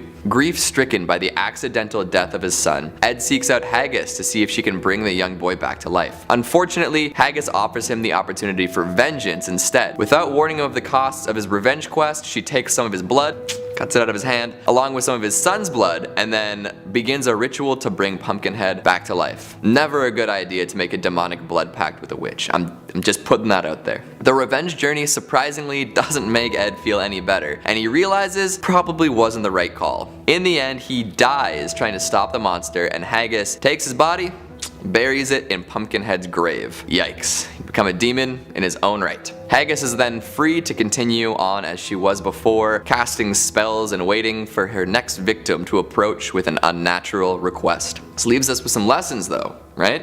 So listen up. Revenge is a never-ending cycle, deals with the devil always have hidden clauses, and don't trust a witch named after sheep's stomach. Moving on at number 3, we have Malin Matsdotter. In July of 1676, Swedish widow Malin Matsdotter was reported for being a witch. She was reported by her own daughters. They claimed that their mom would abduct a number of children and use them for a number of dark rituals. She was accused during the largest witch trial in Swedish history, the Great Noise. Now, was Malin actually a witch, or were her daughters just looking to get rid of her? Well, sadly, we don't know for sure. She may have indeed been practicing witchcraft, but she wasn't going around abducting kids. That part was never proven. Anyways, when she was put in front of the court, she always maintained her innocence. Her partner, on the other hand, Anna Simonsdottir Hack, was also accused of being a witch and apologized for her wrongdoings. These two women were the last victims executed for being witches.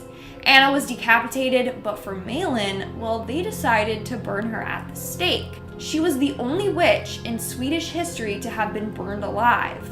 Rumor has it that just before she was burned alive, she cursed both her daughters for eternity and gave them over to the devil. When the flames covered her body, apparently she did not scream, nor did she appear to be in pain.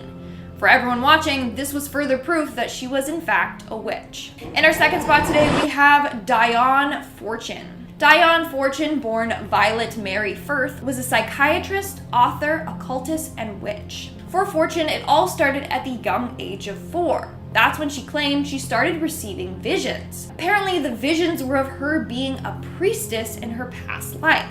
Then at the age of 20, she suffered a mental breakdown as a result of these psychic attacks, as she called them. During her recovery, she found herself drawn to the occult. From there, she began writing a number of books on the occult and witchcraft. In 1924, she founded a fraternity for people interested in the craft. It was called the Fraternity of Inner Light. In the fraternity, they engaged in a number of different practices and rituals. One was the initiation ritual, where the candidate was introduced to magic and witchcraft. The second was evocation, in which people would learn to harness the powers of witchcraft. Furthermore, Fortune was known for her involvement in the magical Battle of Britain. Basically, a number of British occultists joined together to help during World War II by using their magic. Shortly after the war ended, Fortune passed away. It's believed that her great effort in this battle caused her health to weaken and weaken.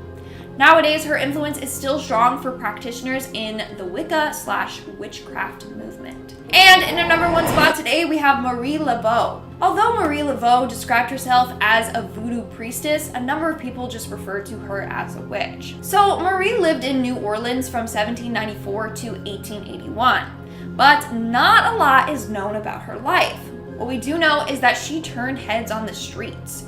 Some were terrified of her, others basically bowed down to her.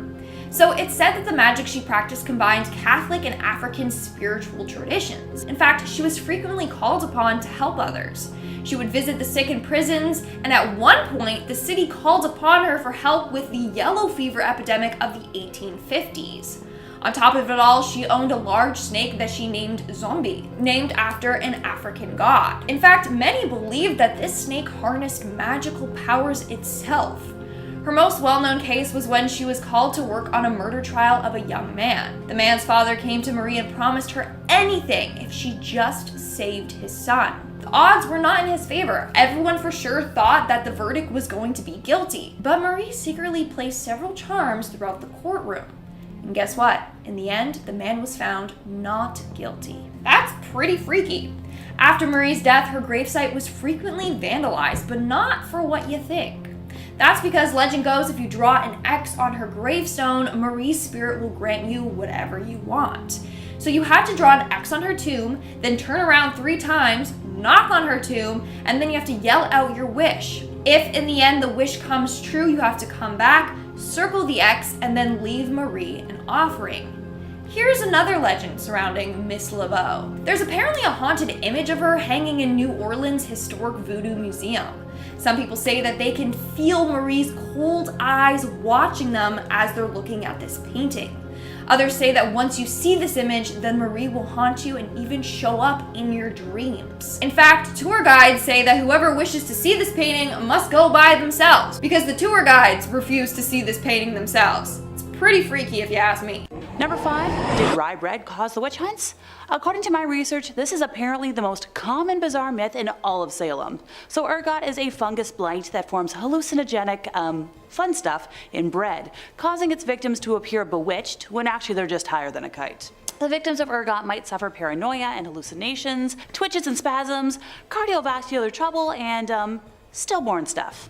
This particular fungus thrives in a cold winter followed by a wet spring and seriously weakens the immune system. Human poisoning due to the consumption of rye bread made from ergot-infected grain was actually pretty common in Europe back in the Dark Ages. The first mention of a plague of gangrenous ergotism in Europe comes from Germany back in 857, and following this, France and Scandinavia experienced similar outbreaks. England is notably absent from the historical regions affected by ergotism since its main source of food was wheat, which is resistant to ergot fungi. Back in 944, a massive outbreak of ergotism caused 40,000 deaths in the regions of Aquitaine, Limousin, Périgord, and Angoumois in France. The theory of ergot poisoning is that it grew on the rye that the colonists of Salem used to make their bread. The ergot would have had that LSD-like effect that caused the inhabitants to see and hear things that weren't there, thus causing the bizarre hallucinations, which caused over 250 people to be accused of witchcraft. The origins of this legend started in 1976 when Linda R. Caporio wrote a paper entitled Ergotism, the Satan Loosed in Salem. It was publicly dismissed by Stephen Nissenbaum, a historian and co-author of Salem Possessed, and over the years dozens of experts have weighed in and found the basis for this theory lacking in anything resembling convincing. For starters, at the time the custom was for all bread to be served toasted, as Puritans generally believed that untoasted bread caused stomach problems, which would have helped to kill off any ergot that survived baking. Also, one of the most common side effects besides hallucinations was gangrene and necrotism of the extremities.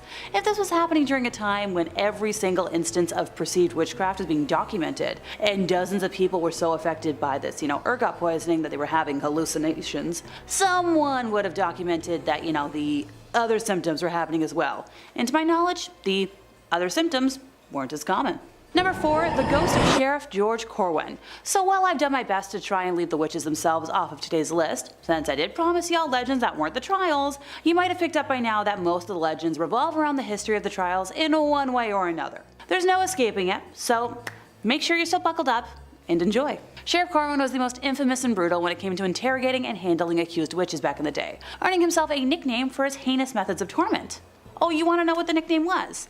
Well, sadly, I'm not allowed to say it thanks to interweb rules, but it involved hands around necks and lack of air.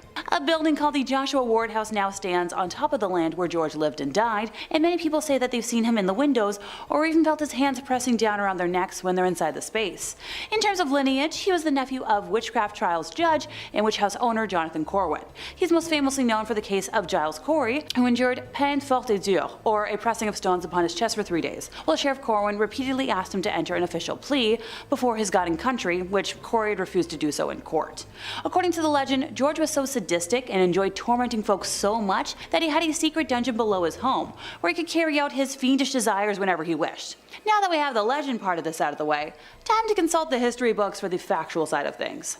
The actual cases of George tormenting the accused are documented, but are far fewer than have actually been attributed to him.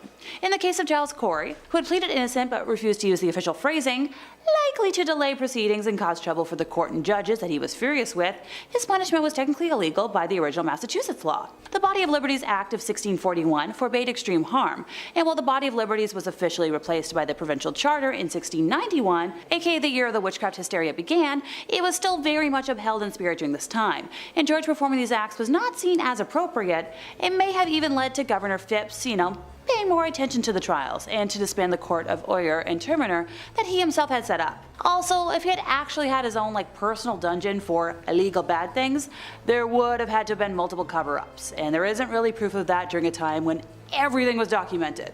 At the end of the day, there isn't proof he did or didn't, so let me know in the comments where you stand on this. Number 3, tunnels under the graveyard.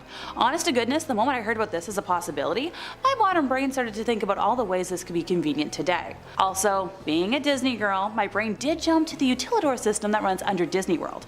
Ooh, and the Toronto Path. Granted, I never really use it unless my dad's visiting and we're walking around downtown, or if I'm trying to get to Union Station after a convention downtown.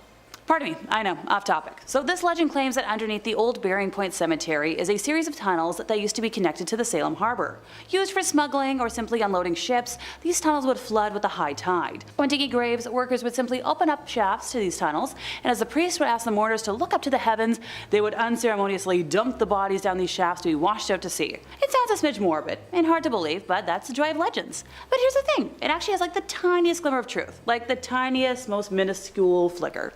Smaller than Tinkerbell. Originally, the Salem Harbor did come close to what is currently the cemetery, until sections of the city were filled in, and there are some tunnels underneath Salem. However, the rest is such complete and utter ridiculousness that historians are adamant it isn't true. But there's only one way to find out. Who wants to go on a road trip to Salem with me to go tunnel hunting?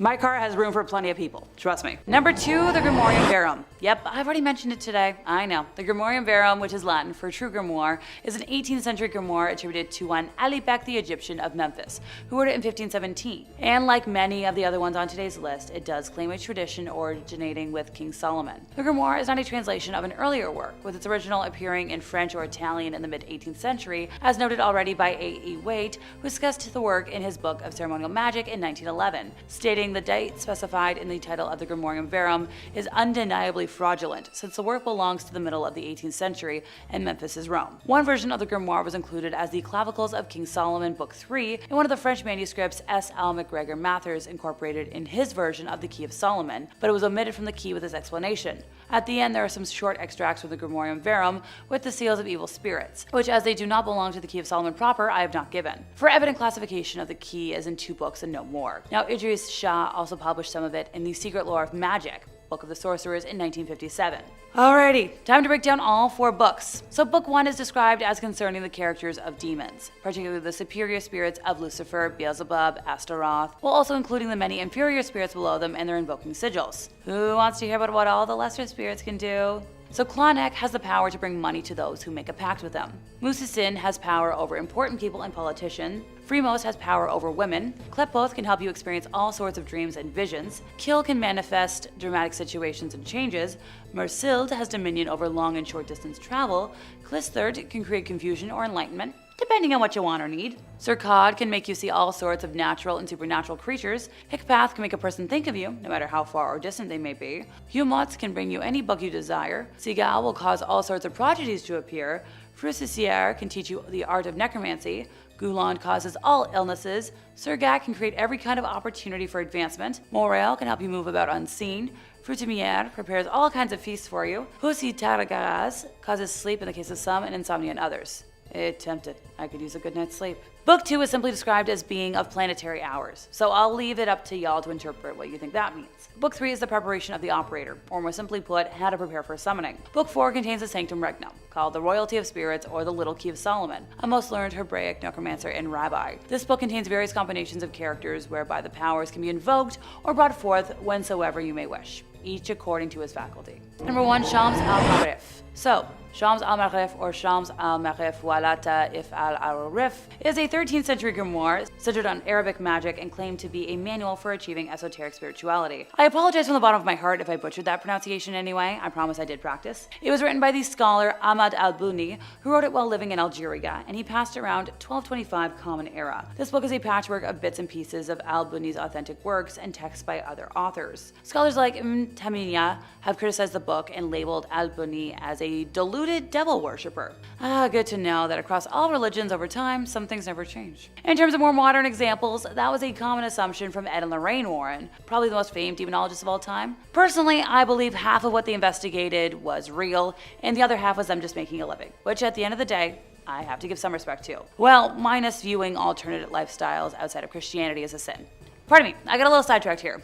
In contemporary form, the book consists of 2 volumes, the Shams al-Marif al-Kubra and the Shams al-Ma'arif al-Sugra, with the former being the larger of the 2. The first few chapters introduce the reader to magic squares, and the combination of numbers in the alphabet that are believed to bring magical effect, which the author claims is the only way to communicate with jinn, angels, and spirits. The table of contents that were introduced in the later printed editions of the work contain a list of unnumbered chapters, which stretch to a number of 40. However, prior to the printing press and, various other standardizations, there were 3 independent volumes that circulated, each one differing in length. While being popular, it also carries a notorious reputation for being suppressed and banned from much of Islamic history, ergo how it found its way to our list today. However, it continues to persist in being read and studied up to the present day, despite its questionable veracity and negative implications. Some Sufi orders, such as the Things I Cannot Say order, have recognized its legitimacy and use as a compendium for the occult and hold it in high regard. Another title by the same author, the title having been translated to The Source of the Essentials of Wisdom, is considered its companion text. In terms of translations, although a formal translation into English hasn't happened yet, there have been numerous renditions of a few of the more popular rituals found within the main treatise, as well as those that lie in its accompanying text. Starting off this countdown, we have Tituba. Tituba is a pretty famous name when it comes to the Salem witch trials because she was the first woman to be accused of practicing witchcraft. So Tituba was a young slave who was under the order of a man named Samuel Parris. She was in charge of looking after his daughter and niece, among other things.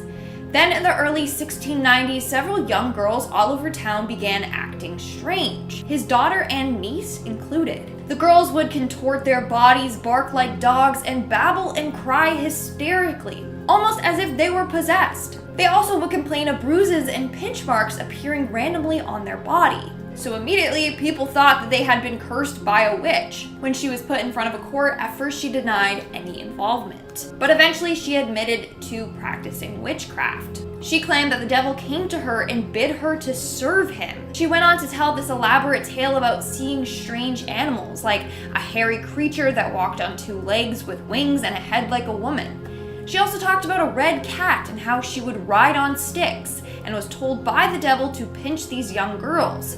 She also claimed that a big black dog came to her and told her to hurt the girls. Her testimony shocked and scared a lot of people, and we don't know if what she said was true or if she was just messing with the people in the court, playing into the whole witch stereotype, or if she really was practicing witchcraft and made a deal with the devil. In the end, she was sent to prison for a year. In 1693, some mysterious unknown individual freed her from jail, and after that, no one heard from her. In our 4th spot today, we have Agnes Sampson. In the early 1590s, King James VI of Scotland started to fear witches. He blamed that witches could cast spells on Mother Nature and conjure up terrible storms. Well, as King James and his wife were sailing back to Scotland, they encountered 2 very dangerous storms. Immediately, he was like, "It was the witches, they're out to get me!" And then he was determined to get them. So he started a witch hunt. Of the 70 people accused of being witches, one of them was named Agnes Sampson. She was a healer and midwife, but because she had these healing powers, people automatically assumed that she was an evil witch. In fact, growing up, her father taught her about the black arts. She also apparently could give predictions. So yes, she was a witch, but she was not an evil one. Well, eventually she was accused by a woman named Gillis Duncan. Basically, under torture, she confessed to being a witch and then gave the names of other witches. That's when Sampson's name was brought up. She was then tortured as well, and her body was shaved and revealed a witch's mark. In the end, under torture, she confessed to being allies with Satan and said that she conspired to kill the king. She was later burned to death. Now it's said that the ghost of Agnes haunts the Palace of Holy Roadhouse. A number of people have seen her roaming around naked after she was stripped and tortured. Coming in at number 3, we have SCP-239, or as some people like to call her, the Witch Child. The Witch Child looks like a young blonde-haired girl of 8 years old. However, this girl has had one harsh upbringing. Ever since birth, SCP-239 has been under SCP care. This is because only 3 hours after her birth, the hospital that she was born at exploded in an unexplained way. The public was told that it was a freak accident from a gas leak, but we suspect now that it was much more. With shimmering gray eyeballs and the constant emission of radioactive energy, SCP-239 has the ability to control things. She must be conscious and must be able to see the object or creature that she intends to manipulate, but beyond that, she has the capability to do anything. It has been reported that she has simply wished away a human being before, making them disappear completely, and then when she feels fit to do so, wish them back and make them reappear. The limits of the Witch Child's power are currently unknown. However, it is clear that they are extensive. That is why she currently resides in a cell coated with telekill alloy and can only be interacted with Class 2 personnel. Not the type of child that you want to be leaving at daycare. Coming in at number 2, we have SCP-3998, also known as the Wicker Witch. The Wicker Witch is a scarecrow of human remains that are covered in 4-degree burns. Its body is bruised and beaten and held together by wire and nails. Yeah, this is not the type of scarecrow you want on Grandpa's ranch. In fact, SCP-3998 is extremely dangerous. However, it is very selective with who its victims will be. The Wicker Witch only targets individuals who have killed or been violent with a loved one. These loved ones need to be somebody you are romantically involved with. If you've done this and you are in the presence of SCP-3998, then the next few minutes of your life will not be pleasant. It is said that it starts with mild pain to the back of your head. It escalates very quickly though. Next is when the acid comes into play. Your stomach fills up with the stuff until you start throwing up this putrid vial onto yourself. That quickly escalates to your whole body burning itself down, your own body fat melting away, until all that's left are the horribly burned remains that is not dissimilar in appearance to SCP-3998 itself. Number 1 on our list is SCP-352, or Baby Yaga. Baby Yaga once again strays away from the typical spell-casting witch and lives far more in the world of Hansel and Gretel. Yeah, the whole I'm gonna eat you type of witch. SCP-352 resembles a very old Russian woman with an extremely harsh Russian accent, which can be very difficult to translate. At this current point, no one has any idea about her origins, but we do know that she is unlike most elderly women. You know Spider-Man? Well, imagine that, but an old Russian lady that is super scary and wants to eat you. That's sort of what we're dealing with right now, guys. Baby Yaga has exceptional strength and speed, and it is reported that she can run at 70 miles per hour. She can also be completely decapitated and regenerate herself, making her almost impossible to kill. Her hair acts as webbing that she can extend at will and trap people in. Once trapped, she touches them with her skin, which excretes a chemical that then sends you into a deep hallucinogenic state where you can't feel any pain. While you're off in La La Land though, she isn't sleeping. She's slowly decapitating your body and eating you over the span of a week. At least by that point, you are totally out of it, but still, getting eaten over the course of a week by an old spider-like Russian lady, that's not really what I want on my tombstone, my friends. Starting off this countdown, we have Alice Goodridge. In 1597, Alice Goodridge was tried after it was discovered she had 2 small bloody holes on her stomach. It looked like she had cut the witch's mark out of her skin. They were described as great warts that appeared to have been sucked. They believed that the devil would create these marks on their body after sucking the witch's blood from them as a form of nourishment. Not only that, but Alice apparently had a mark behind her arm and a number of other marks towards the top of her shoulder. But Alice claimed that the wound on her stomach happened after she accidentally stabbed herself. So the officials got a doctor to look at her stomach wound to see if it was the witch's mark or an accidental stab wound. Well, the doctor said, and I quote, "was like to ha been so a long time, for it was not festered and seemed to be suckin'." AKA it was not a new wound like she claimed it was, and it appeared as if someone was sucking on the wound, AKA the devil or demons. So poor Alice was tried as a witch. Now, how was she accused in the first place? Well, according to some articles I read from the archives, a young boy named Thomas Darling came forward claiming that he had been bewitched by Alice. How darling, get it? He became super ill and would have weird fits. Also, according to the boy, Alice sent her familiar Minnie to torment him. So that's why Alice was questioned and strip searched for a witch's mark. When they found several all over her body, she was killed. And if you guys are liking this video so far, then make sure to give it a big thumbs up because it really helps us out. Moving on to number 4, we have Isabel Adams. In 1707, during the witchcraft trials in Scotland, a woman named Isabel Adams confessed that the devil had given her a mark. She claimed that in the fall she encountered a man with a hat wearing all black clothes. She engaged with the man and it turned out he was the devil and ended up kissing her. He then told her that in his service she could be as rich as she wanted to. So she decided to renounce her baptism and make a pact with the devil. Upon doing so, that's when she received the witch's mark or devil's mark. And surprisingly, after confessing this all, she wasn't even killed. She was actually freed, she just had to pay a fine. Moving on, number 3, we have Elizabeth Jackson. The trial of Elizabeth Jackson was a pretty complex one. It seemed as if she was just an innocent woman whose neighbors wanted to get rid of her. So they created this elaborate story that she was a witch. So this took place in the mid-1600s. Elizabeth Jackson, or Elizabeth Howe, was accused of bewitching a 14-year-old girl named Mary Glover. At her trial, a woman named Elizabeth Burgess came forward being like, "Yeah, I witnessed her bewitch this poor young girl." Then she also claimed that she was visited by Jackson herself. During the visit, she was eating prunes when she wasn't able to swallow them and then she threw up. So she believed that this was the result of Jackson putting a spell on her. She then went on saying that every time Jackson visited her, bad things would happen. One time she even claimed that Jackson put a spell on her. She said, and I quote, "that she might cast up her heart, guts and all," adding, "thou shortly shall have in thee an evil spirit too." The following night, Burgess claimed she was visited by a vision in the shape of a fox. The night after, she had a vision of like a scary shadow man. The third night, she was visited by another vision, just like Jackson promised in her curse.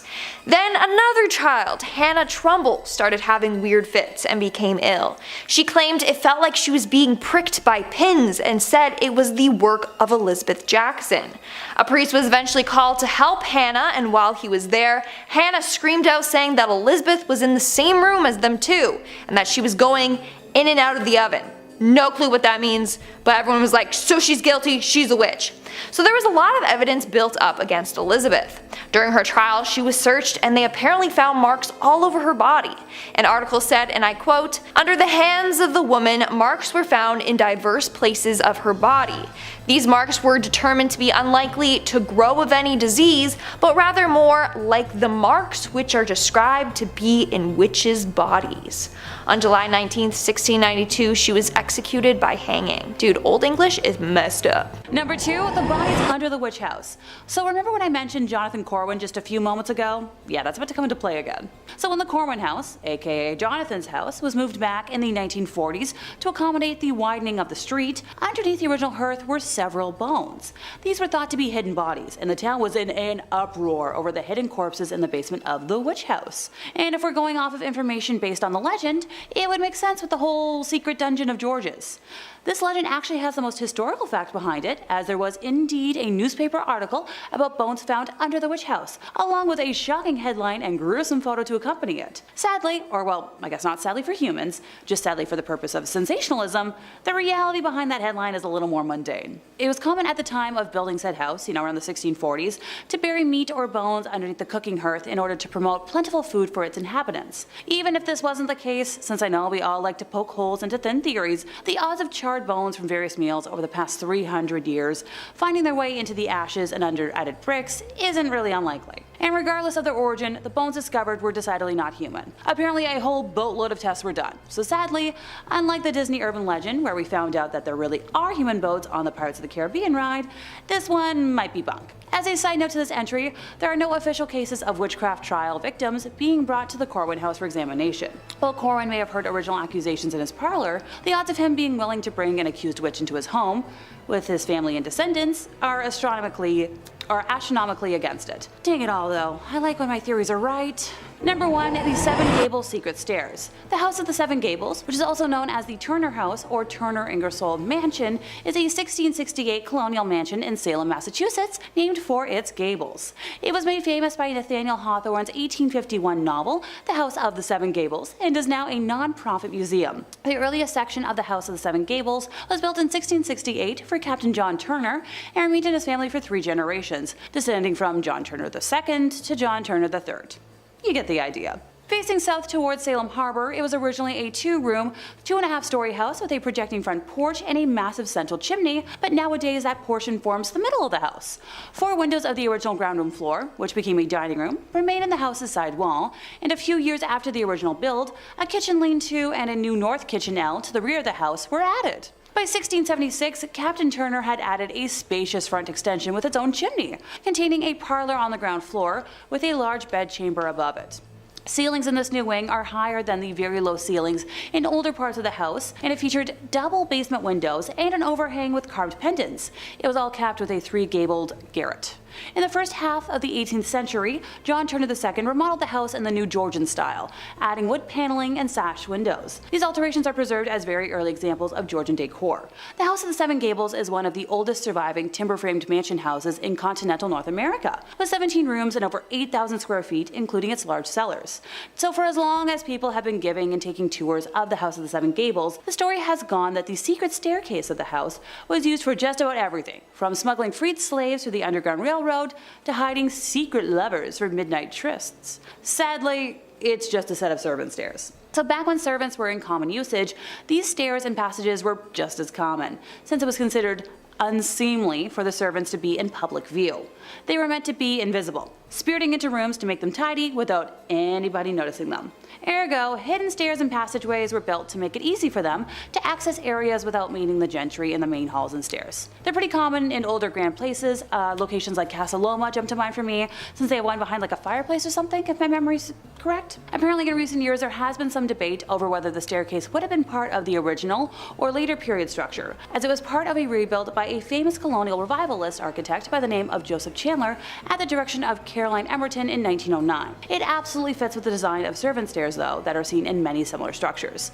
And gosh dang, here I was hoping for another home on the same level of spooky as the Winchester Mystery House over in California. Now that's a home with the most random additions with no meaning, all meant to hopefully appease spirits. Kicking off our list today, we have Guide Spademanger, one of the first women executed for sorcery in Denmark and in Scandinavia. In 1543, King Christian III of Denmark equipped a fleet of 40 ships to chase away an imperial Dutch fleet from the coast of Norway to the Netherlands. Outside of Helsinki, his fleet was stuck in a calm and the whole project failed. Soon, a merchant's wife named Guide Spademanger was arrested and tortured, believed to have gathered a group of witches in a valley outside the city and enchanted the ships. She eventually admitted to conducting a spell with a coven on a hill above Elsinore and named several more people that were involved, male and female, including vicars, which led to the expansion of the witch trial. Her trial was handled by the royal governor Esquibald. She also said that the enchantments would never disappear unless Guide herself was allowed to remove them personally. The people that she named were arrested and tortured to an extent quoted as so hard their limbs were separated, but none other than Guide confessed. In November of 1543, the king demanded for the rightful old principle of witches to be burned, but she sadly suffered through further interrogations first before meeting the end of her time. In fourth place, we have Agnes Sampson. Starting off this tale, when King James decided to marry Anne, Princess of Denmark, as quickly as he possibly could, this wedding was arranged in Denmark with a proxy standing in for him since he was, located in Scotland. Anne's attempts to join her new husband across the ocean were severely delayed by dangerous and life-threatening storms, so he eventually decided to join her instead. After another wedding ceremony, which the king actually attended, the couple decided to head home to Scotland, with yet another storm plaguing their journey. Witchcraft trials had already begun in Denmark. Remember Guide? I mentioned a minute ago? And the king had taken note. So when it was reported to him that witches East Lothian conspired to cause the treacherous weather that threatened not just his life, but that of his way too young bride, he believed what he was told. Agnes Sampson was an elderly woman who was known locally as a healer and a midwife, having cared for and successfully cured many neighbors of ailments throughout her life. She was a widow with several children, living close to poverty in East Lothian. She had been suspected and investigated for witchcraft before, so there was no surprise locally that her name was given. After she was named, Agnes was quickly captured and protested her innocence. The News from Scotland, which was an English-written pamphlet that would have been written in London around 1591, says that Agnes was shaved from head to toe and each part of her body tortured for hours, intentionally to cause intense pain. The devil's mark was found, and she confessed, saying that she and hundreds of other witches attended North Berwick Kirk on Halloween night to meet with the devil to end the life of the king. She claimed the devil appeared to her as a black man, a dog, or a hayrick. Agnes also mentioned various attempts to obtain the king's shirt or other personal linens in order to work her charms. She had attended a witches' convent at North Berwick with her son-in-law, where they collected bones and powdered them for Sid charms. To prove her magical powers, she told the king the exact words that had passed between him and his new wife on their wedding night. Agnes's trial was presided over by a judge, with a jury of 17 men from East Lothian, many of whom would have known Agnes personally. After hearing the evidence, they found her guilty of 49 out of the 51 charges. In January of 1591, she was taken to Edinburgh Castle and met her end by way of a rope necklace, with her body then being burned at the stake. The naked ghost of a bald Agnes is said to roam the palace of Holyrood House, the official Scottish residence of the British monarchy. Let me know in the comments if you've ever been or if you've seen Agnes yourself. In our second spot today, we have Marie Lamont. In 1662, Marie Lamont was tried and confessed to being a witch. So this all went down during the reign of Charles II, just after the whole big witch craze that happened in the UK. Now, her case was unusual for one main reason. She was only 13 years old. But apparently she renounced her Christian faith and then got baptized by the devil. She even went on to confess to having intimate relations with the devil on multiple occasions. Apparently her and a number of other witches would meet up at night and would mingle with the devil. The devil would appear to them as a shape of a dark man with hooved feet. Other times he would appear as a brown dog.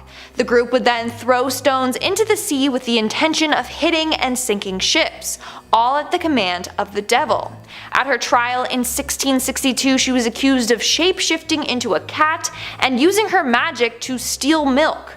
This included placing a mug under the cow's udders and saying, "In God's name, God send us milk. God send it and lots of it." And apparently it worked. I don't know. Furthermore, when she was searched at her trial, they found a mark on the right side of her body.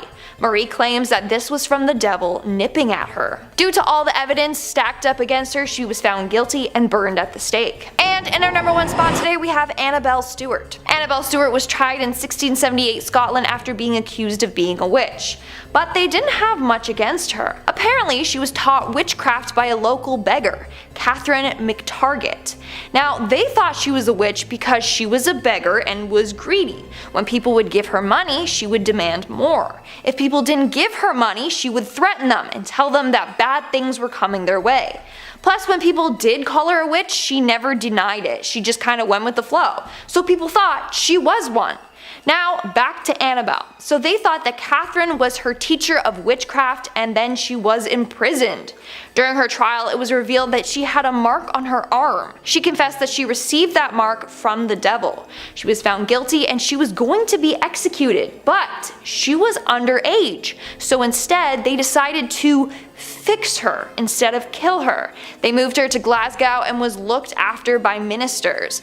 There she would pray with them daily and follow their spiritual practices. Starting off at number 5, burning at the stake. By far the most well-known punishment for those tried as witches, burning at the stake was a cruel and unusual form of execution used commonly back during the many witch trials of the 17th century. These executions were not only physically agonizing, but also symbolized the depths of human fear and prejudice. One such example of this terrible practice was the Wurzburg witch trials of the 17th century, known as one of the largest witch trials in history. Accused witches faced a horrifying fate at the stake. The authorities believed that fire possessed the purifying power to cleanse the accused of their alleged connections to the devil. In reality, it was a grotesque display of violence. Victims were often tied to wooden stakes in a public square, surrounded by jeering crowds. They were subjected to unimaginable pain as the flames slowly consumed them. The agony of being burnt alive was drawn out, excruciating, and inhumane. What made the burning of witches particularly cruel was the complete absence of credible evidence. The trials were fueled by paranoia, superstition, and hysteria. Accusations were often based on flimsy hearsay, personal grudges, or even just random suspicions. The accused had little chance to defend themselves, and confessions were often extracted through rigorous mental and physical torment. These false confessions only added to the tragedy, as innocent people were forced to implicate themselves and others in a desperate attempt to end their suffering. Furthermore, the persecution of witches during the Wurzburg witch trials, like many other witch hunts, was often intertwined with gender bias. Women, especially those who didn't conform to societal norms, were disproportionately targeted. Accusations of witchcraft could be used to control and punish women who challenged the status quo or were perceived as a threat to male authority. The cruelty of burning witches at the stake was not limited to the physical torment. It was a gruesome spectacle intended to terrify the populace into submission. Public executions were meant to send a message that dissent would not be tolerated and that conformity to prevailing religious and social norms was imperative. The psychological impact on society was profound, as fear and mistrust tore communities apart. The Wurzburg witch trials, like many others, were eventually recognized as a dark chapter in history. They serve as a stark reminder of the dangers of mass hysteria, religious fanaticism, and the absence of due process. Today, we look back on these events with horror and regret, vowing never to repeat the cruelty of burning alleged witches at the stake. It is a somber lesson that underscores the importance of justice, reason, and compassion in our pursuit of a more enlightened society. Next up at number 4, witch cakes. Witch cakes are a bizarre and unsettling aspect of the witch trials that swept through colonial America during the 17th century, as exemplified in the infamous case of Tituba. These cakes, concocted from peculiar ingredients, were believed to possess the power to reveal the presence of witches. While they may seem like a bizarre footnote in history, witch cakes serve as a chilling reminder of the hysteria and irrationality that fueled the witch trials. In the case of Tituba, a slave woman living in Salem, Massachusetts, witch cakes played a central role in her ordeal. Tituba was accused of practicing witchcraft, and her accuser sought a means to expose her supposed demonic affiliations. They decided to bake a witch cake, a crude mixture of rye meal and the urine of the afflicted girls who claimed to be victims of witchcraft. Ew.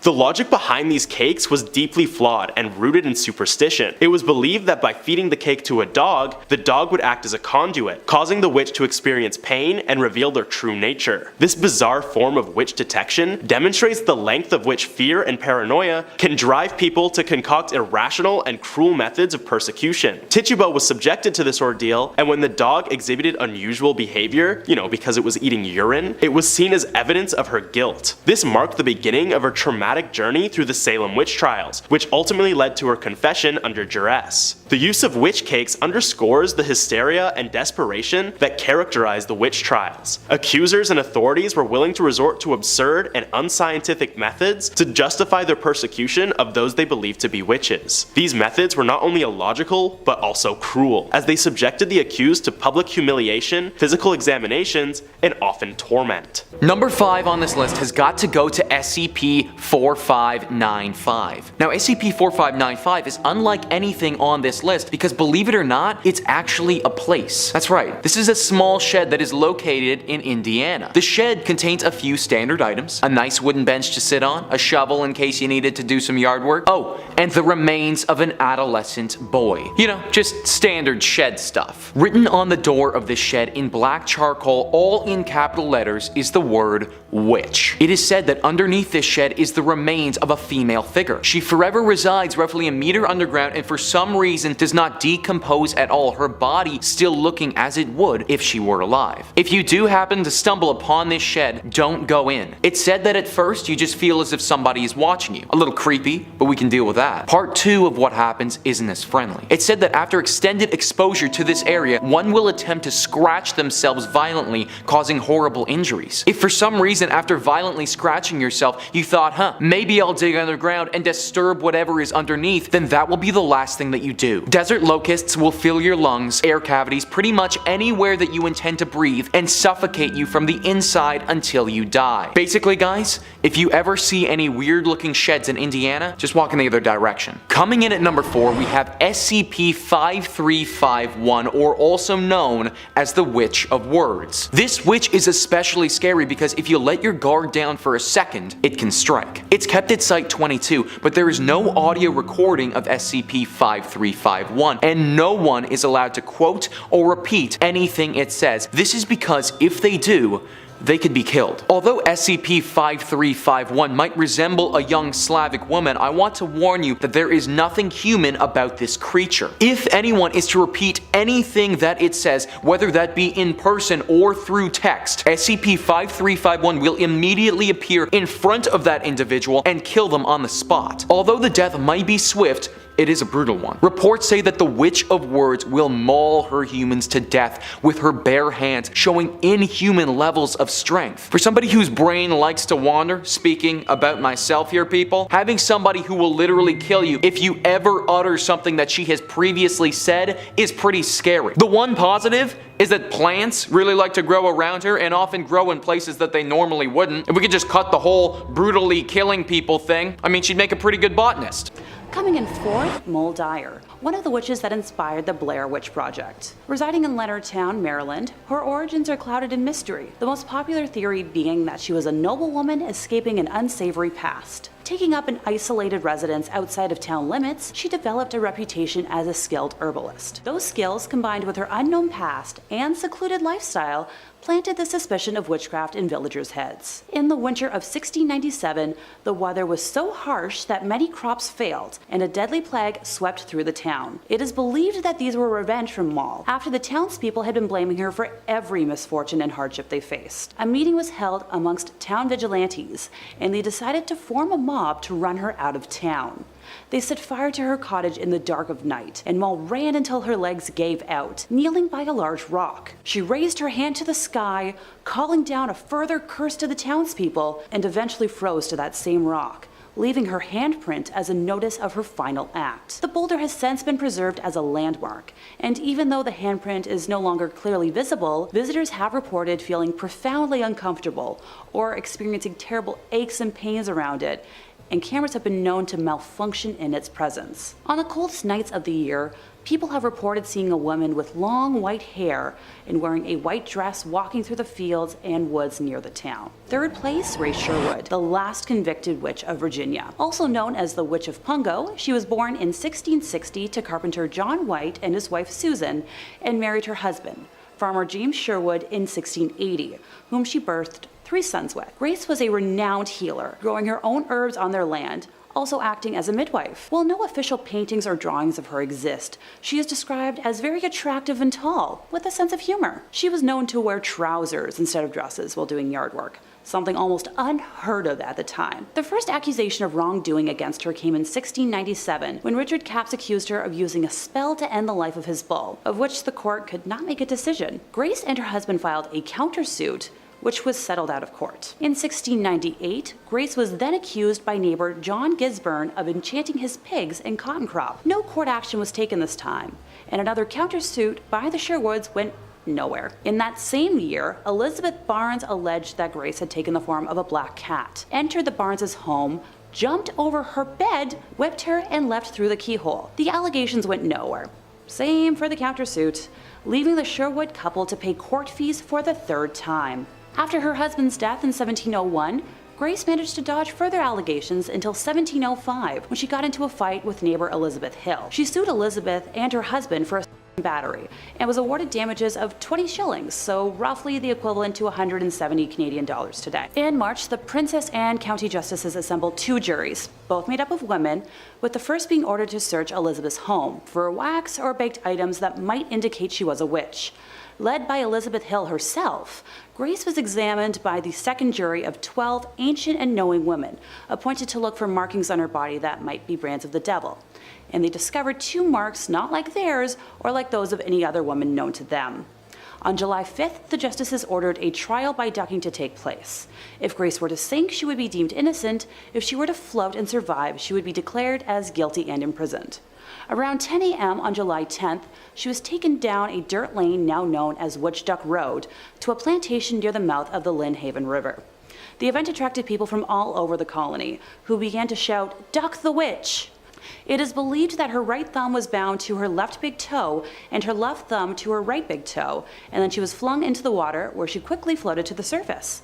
The sheriff then tied a 13-pound Bible around her neck, causing her to sink, but she untied herself and returned to the surface, cementing her status as a witch. She was then imprisoned for 8 years and lived quietly until her death in 1740. According to legend, her sons placed her body near the fireplace, and a wind came down the chimney, with her corpse disappearing amongst the embers. The only clue left behind was a cloven hoofprint. Stories about the devil taking her body, unnatural storms, and loitering black cats quickly arose after her death, and local men ended the life of every feline they could find. This widespread elimination of cats is believed to have caused the infestation of rats and mice in 1743. In our second place position, we're traveling over to 1662 Scotland, where Isabel Gowdy, housewife to John Gilbert, residents of the Aldern region, and that's about all we know of her personal life. It is believed that she was tortured before her confession.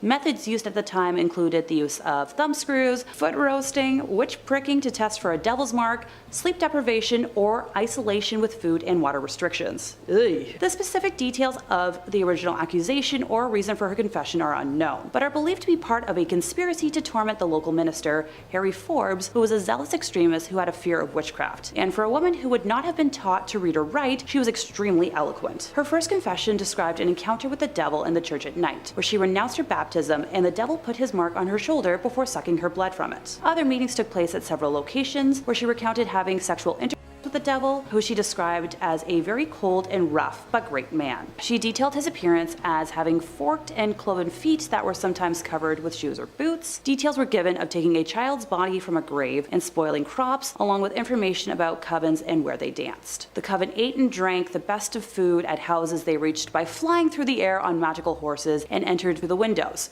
where they were entertained by the Queen of the Fairies in her home at Downey Hill, which was filled with water bowls that frightened Isabel. She claimed to have made clay figures of the male offspring of the owner of her land to cause them suffering or death, and that she had assumed the form of a jackdaw bird with other members of the coven who had transformed into animals like cats and hares. Some parts of her testimony, such as her description of the king and queen of the fairies, has been cut short when the notaries have just noted, etc., because they were unable to keep pace with the volume of information being narrated to them. A little over 2 weeks later, on May 3rd, Isabel's second confession was transcribed. She expanded on details about the coven by providing the nicknames of its members and as many of the spirits that waited on them as she could remember, including her own servant spirit, whom she called Red River, who dressed all in black. Claims included once again having the ability to transform into animals, with the individual chance used supplied. Over the duration of all of her confessions, a total of 27 benevolent or malevolent chants were given, more than in any other British witchcraft case. She testified that the devil handmade elf arrows that were then enhanced by small, roughly spoken elf boys. The devil allocated a number of arrows to each coven member with instructions that they were to be fired in his name. If the intended target, human or animal, was touched by the arrow,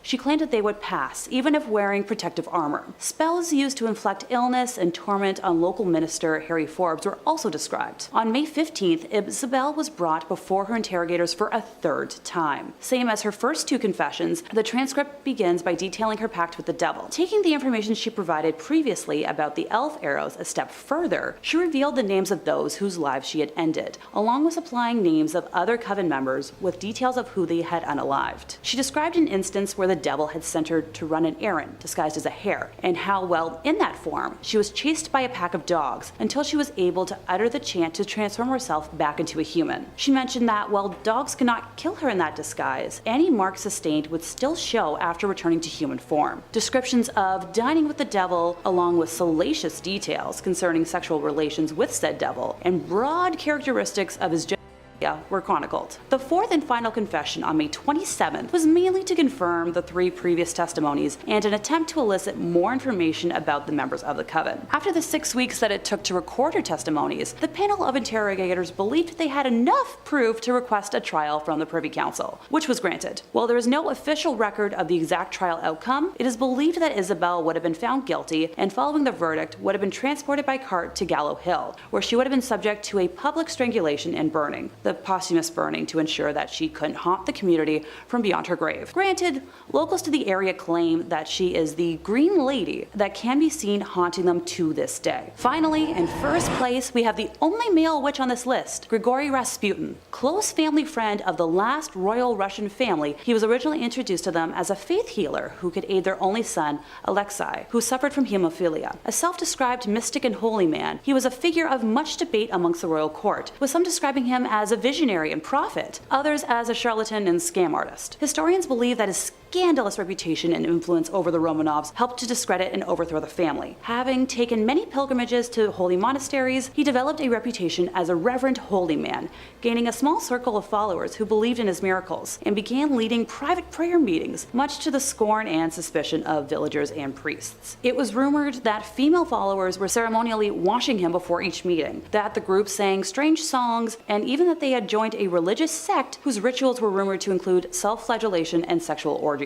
Word of Rasputin's activity and charisma began to spread in Siberia during the early 1900s, where he developed many friendships with high-ranking religious leaders, eventually leading to his introduction to the royal family. It's not certain when Rasputin first acted as Alexei's healer, with the earliest record on date being when he was summoned by Alexandra to pray for Alexei when he had an internal hemorrhage in the spring of 1907, with the young royal healing by the next morning. Due to his closeness with the family, Rasputin was allowed intimate access in situations that governesses to the children described as inappropriate. One governess in particular was released from her position simply for voicing her concerns about Rasputin being allowed around the children while they were clad in nothing but their nightgown. Another of the nursery governesses claimed in the spring of 1910 that she was seduced into sexual acts against her will by Rasputin, having originally been a devotee of him but was later disillusioned. The empress refused to believe her and said that everything Rasputin does is holy, later dismissing the governess. It was whispered in society that Rasputin had seduced not only the Tsarina but also the 4 young Grand Duchesses. Rasputin had released passionate letters written to him by the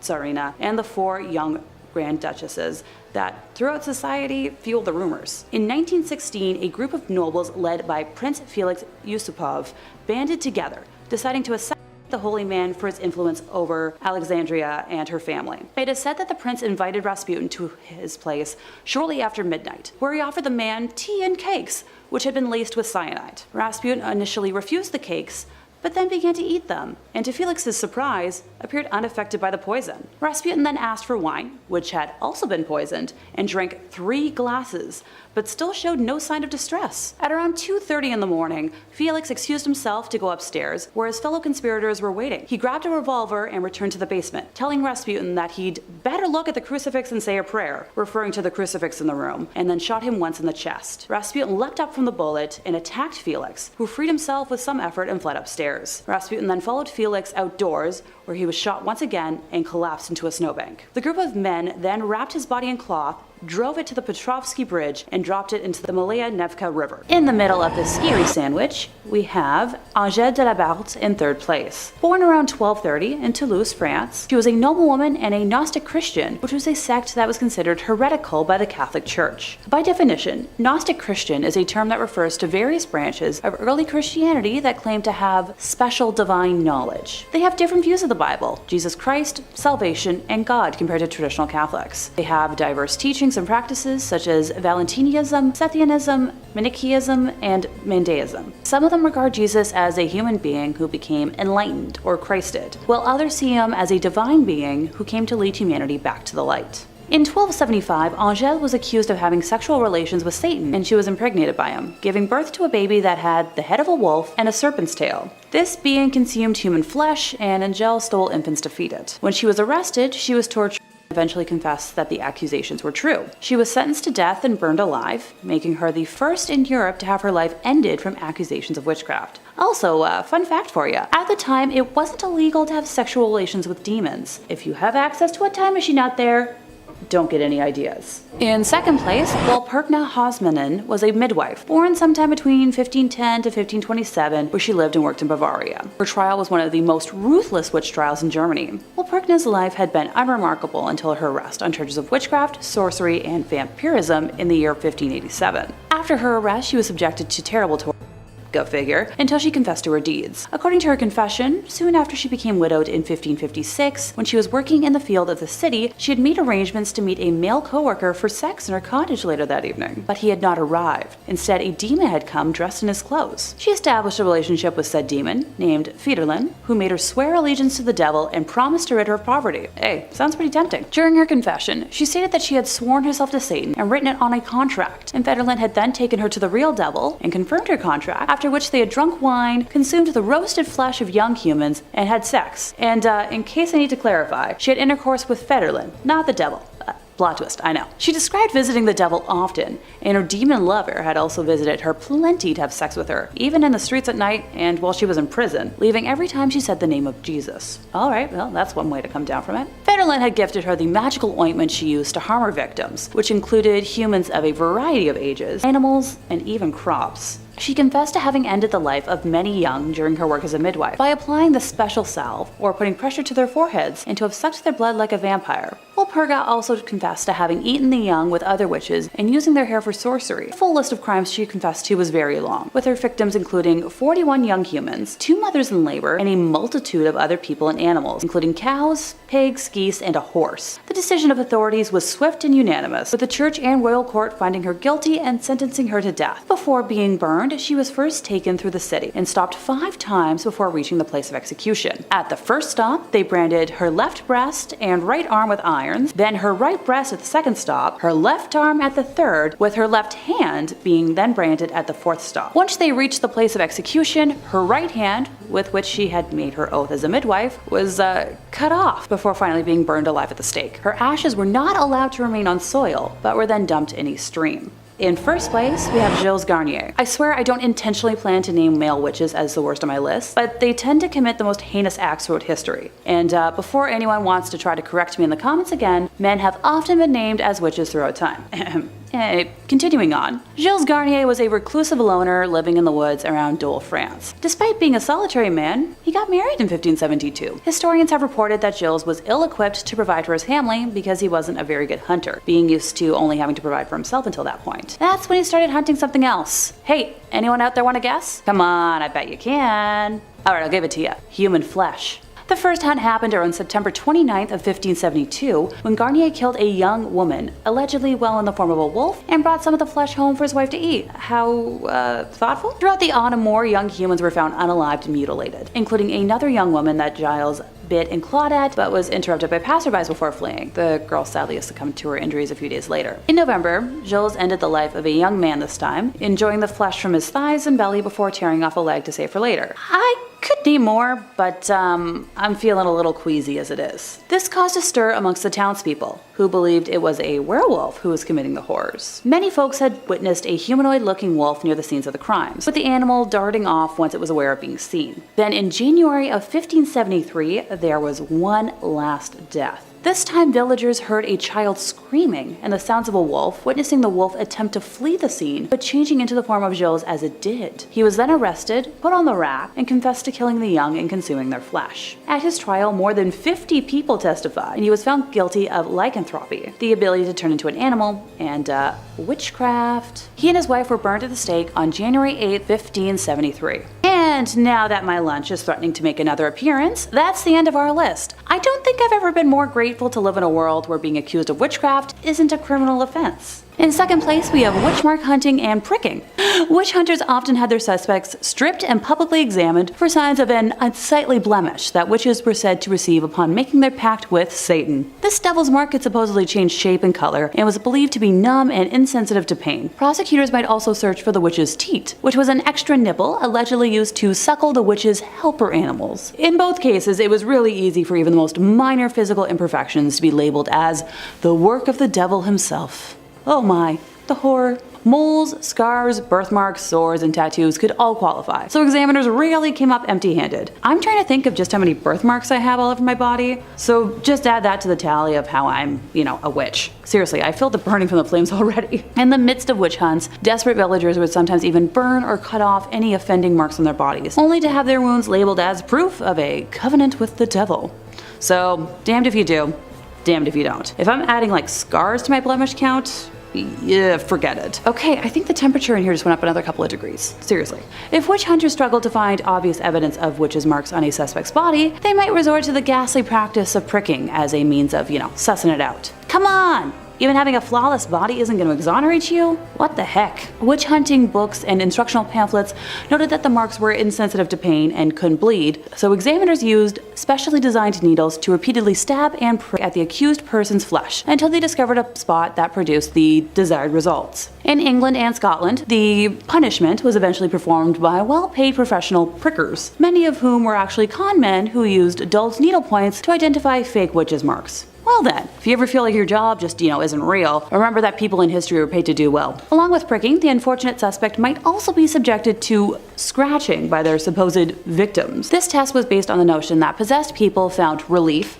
by scratching the person responsible with their fingernails until they drew fluid. If their symptoms improved after clawing at the accused's skin, it was seen as partial evidence of guilt. No, absolutely not. I can't see anyone being proven innocent whatsoever from this nonsense. Talk about a biased court. In first place, we have dismemberment and mutilation. This is where my own stomach gets all topsy-turvy, so fair warning, I can handle creepy stuff, no problem. But gore? There's a reason I haven't been able to bring myself to watch the Terrifier movies. So when witch hunters wanted to get answers back in the day, if I haven't made it clear enough by now, they didn't really care about being humane or, coercion, just being right. They would do whatever they deemed necessary to get a confession, leading many witches to confess just to make the pain stop and end their lives, humanely. Say goodbye to your fingernails, because that was practically just a footnote in what they were allowed to do. Walpurga Hosmanen of Bavaria was led through multiple different stages of mutilation while being paraded to her execution. At the first stop, her left breast and right arm were branded with irons, then her right breast at the second stop, her left arm at the third, with her left hand being then branded at the fourth stop. Once they reached the place of execution, her right hand, with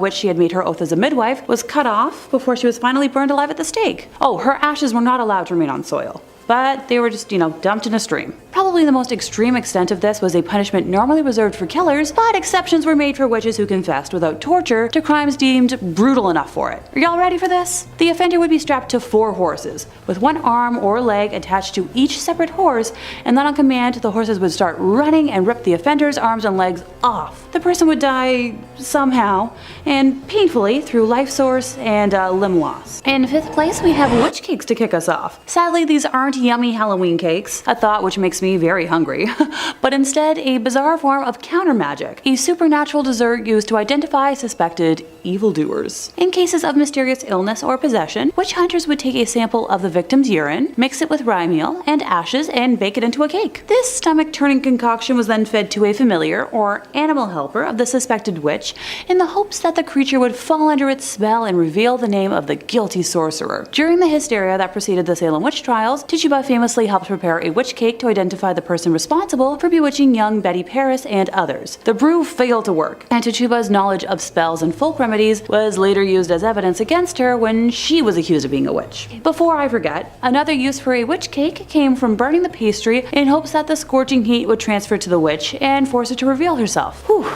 Anybody else starting to get warm? Oh great, just me. In 4th place, we have a scold's bridle. Also known as a witch's bridle, a gossip's bridle, a brink's bridle, or simply brinks, this was an instrument of punishment as a form of public humiliation. This thing was an iron muzzle in an iron framework that enclosed the head. Some exceptions were masks that depicted suffering, but not pleasant either way. My brain just jumped to a similar modern device used for pleasure instead of pain, and no, I will not elaborate on that thought, but Let's clarify. A bridle bit, or curb plate, around 5 centimeters by 2.5 centimeters in size, was slid into the mouth and pressed down on top of the tongue, often with a spike on the tongue as a compress. It functioned to silence the wearer from speaking entirely, and caused extreme pain and physiological trauma to scare and intimidate the wearer into submission. This prevented speaking and resulted in many unpleasant side effects for the wearer, including excessive salivation and fatigue in the mouth. Seeing as I've always been a chatty Cathy, I can totally see how I would have been sentenced to this, and my jaw hurts just thinking about it. The wearer was then led around the town by a leash, and for extra humiliation, a bell could also be attached to, draw in crowds. First recorded in Scotland in 1567, the pranks were also used in England and its colonies. The Kirk Sessions and Barony courts in Scotland inflicted the contraption mostly on female transgressors, and women considered to be rude, nags, common scolds, drunken, but mostly witches. It was also used as corporal punishment for other offenses, notably on female workhouse inmates. The person to be punished was placed in a public place for additional humiliation and sometimes beaten. Just sometimes, not every time apparently. Knowing what I know about history and cover-ups, I'm going to lean towards probably most of the time. The Lanarkburg records record a typical example of the punishment being used. When wearing the device, it was, impossible for the person to either eat or speak. Other pranks included an adjustable gag with a sharp edge, causing any movement of the mouth to result in laceration of the tongue. In Scotland, pranks could also be permanently displayed in public by attaching them, for example, to the town cross, tron, or toll booth. Then the ritual humiliation would take place,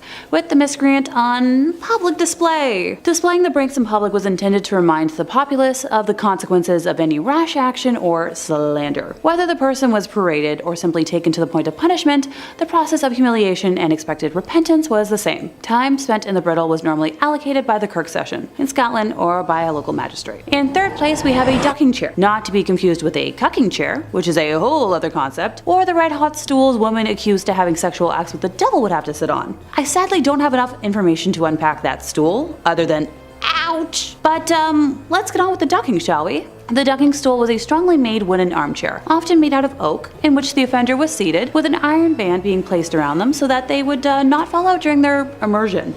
How thorough. The earliest record of the use of such is towards the beginning of the 17th century, with the term first being attested in English in 1597. It was used both in Europe and in the English colonies of North America. Usually the chair was fastened to a long wooden beam fixed as like a seesaw on the edge of a pond or river. And as much as I love and miss wooden playgrounds, I feel like this might not have been as fun. Sometimes the ducking stool was not a fixture, but was mounted on a pair of wooden wheels so that it could be wheeled through the streets, and at the river edge was hung by a chain from the end of a beam. In sentencing a woman, the magistrates ordered the number of duckings she should have, and as much as I've scoured the internet, I can't seem to find number data on this. If you have any ideas, please let me know in the comments. Another type of ducking stool was called a tumbrel, and was a chair on 2 wheels with 2 long shafts fixed to the axles. This was pushed into the pond, and then the shafts would be released, ergo tipping the chair up backwards. Sometimes the punishment proved fatal and the subject died. Once again, the sometimes should be taken with a pound of salt. In medieval times until the early 18th century, ducking was a way used to establish whether a suspect was a witch. The ducking stools were first used for this purpose, but ducking was later inflicted without the chair. In this instance, the subject's right thumb was bound to her left big toe, her left thumb to her right big toe, a rope was tied around the waist of the accused, and she was thrown into a river or a deep pond. If she floated, it was deemed that she was in league with the devil, rejecting the baptismal water. If she sank, she was cleared. Oh, and she'd be dead. Can't forget that part.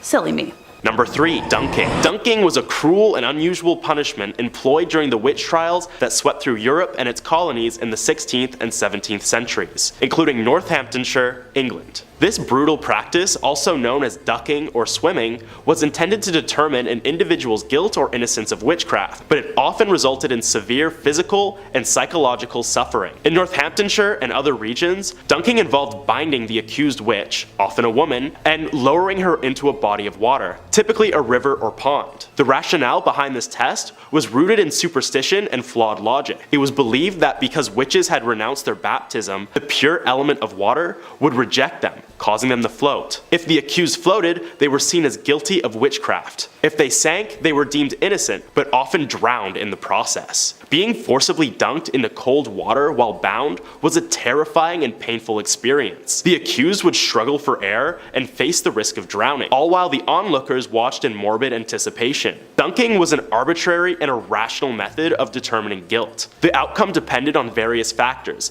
such as the accused body's composition and the skill of the dunking implementers. Innocent people could easily be declared guilty, leading to wrongful executions. Despite its cruelty and lack of reliability, dunking persisted in witch trials because it was consistent with the prevailing belief in the supernatural and the desire for swift justice. It was only with the eventual decline of witch hunts and the advent of more rational legal systems that such inhumane practices were abandoned. At number 2, prayer tests. Prayer tests stand as the greatest example of the unjust nature of the witch trials and the persecution of innocent individuals, making it a cruel punishment for anyone put on trial. They were a controversial and often absurd method used during the witch trials to supposedly rule out witches. These tests were grounded in superstition and religious fervor rather than sound evidence. Two notable cases, those of Jane Wenham and George Burroughs, shed light on the use and cruel consequences of such prayer tests during witch trials. Jane Wenham's case is one of the last witch trials in England, occurring in 1712. She was accused of witchcraft in Hertfordshire, and her trial attracted considerable attention due to the changing climate of skepticism regarding witch trials. One of the methods employed to test her guilt or innocence was the prayer test. In Wenham's trial, the prayer test involved having the accused recite the Lord's Prayer without error, usually out of the Bible or other holy texts. It was believed that a witch would be unable to utter the prayer correctly due to their alleged unholy nature. However, this test was deeply flawed and arbitrary, as it ignored the fact that many accused witches were uneducated and might struggle with reading the Lord's Prayer, especially in the intense and stressful environment of a trial. She also underwent dunking in order to test her witchy nature. Fortunately, Jane Wenham was found not guilty, thanks to the rising skepticism surrounding witchcraft. Even when accused of flying, the judge would retort, "Is flying a crime?" Which it isn't. Her case is often cited as a turning point in England's witch trials, as it exposed the irrationality and injustice of such proceedings. But in the case of George Burroughs in 1692, he wasn't so lucky. George Burroughs was one of the individuals accused and executed during the Salem witch trials in colonial Massachusetts. His case highlights how the prayer test was used in the American context. In Burroughs' trial, the authorities used the Lord's Prayer as a test of his innocence. They believed that if he couldn't recite it correctly, he must be a witch. Burroughs, to the astonishment of many, recited the prayer flawlessly, challenging the validity of the test. However, the court, fueled by hysteria and prejudice, dismissed this as a trick of the devil. So much for testing him, right? George Burroughs was ultimately convicted and hanged, illustrating how even when an accused individual passed the prayer test, it did not guarantee their acquittal or protection from the witch hunt's irrationality. So yeah, if you were wanted dead back then, you would be made dead. And at number 1, crushing. In the annals of history, the Salem witch trials of 1692 stand as a stark testament to humanity's capacity for cruelty, particularly in the realm of legal punishment. Amid the hysteria that gripped colonial Massachusetts, a plethora of cruel and unusual methods were employed to elicit confessions from the accused witches. Among these harrowing practices, the use of pressing or crushing remains one of the most chilling. The process of pressing was as brutal as it was inhumane. The accused individual would be stripped of all dignity and laid down in a dark, dank cell. Heavy stones or wooden boards, laden with an unimaginable weight, would then be stacked upon their chest. The agony that followed was beyond words. As the relentless pressure bore down, every grasp for breath became a desperate struggle. The rationale behind this method was chillingly simplistic. Those who confessed to their alleged dealings with the devil could halt the pressing, while those who resisted would face an excruciating demise. The authorities, consumed by fear and paranoia, believed that witches, having supposedly consorted with Satan, possessed a supernatural resilience that rendered them impervious to such torment. The cruelty of pressing was evident not only in its physical brutality, but also in its stark absence of due process. Accused witches had no chance to defend themselves, no legal representation, and no recourse to justice. Their fates rested in the hands of accusers and a court swayed by mass hysteria and irrational beliefs. Perhaps the most infamous case of pressing during the Salem witch trials was that of Giles Corey. A resilient and principled man, Corey refused to enter a plea, knowing that doing so would lead to the forfeiture of his property. His stoic resistance, in the face of a slow and agonizing death, made him a symbol of defiance against the unjust trials.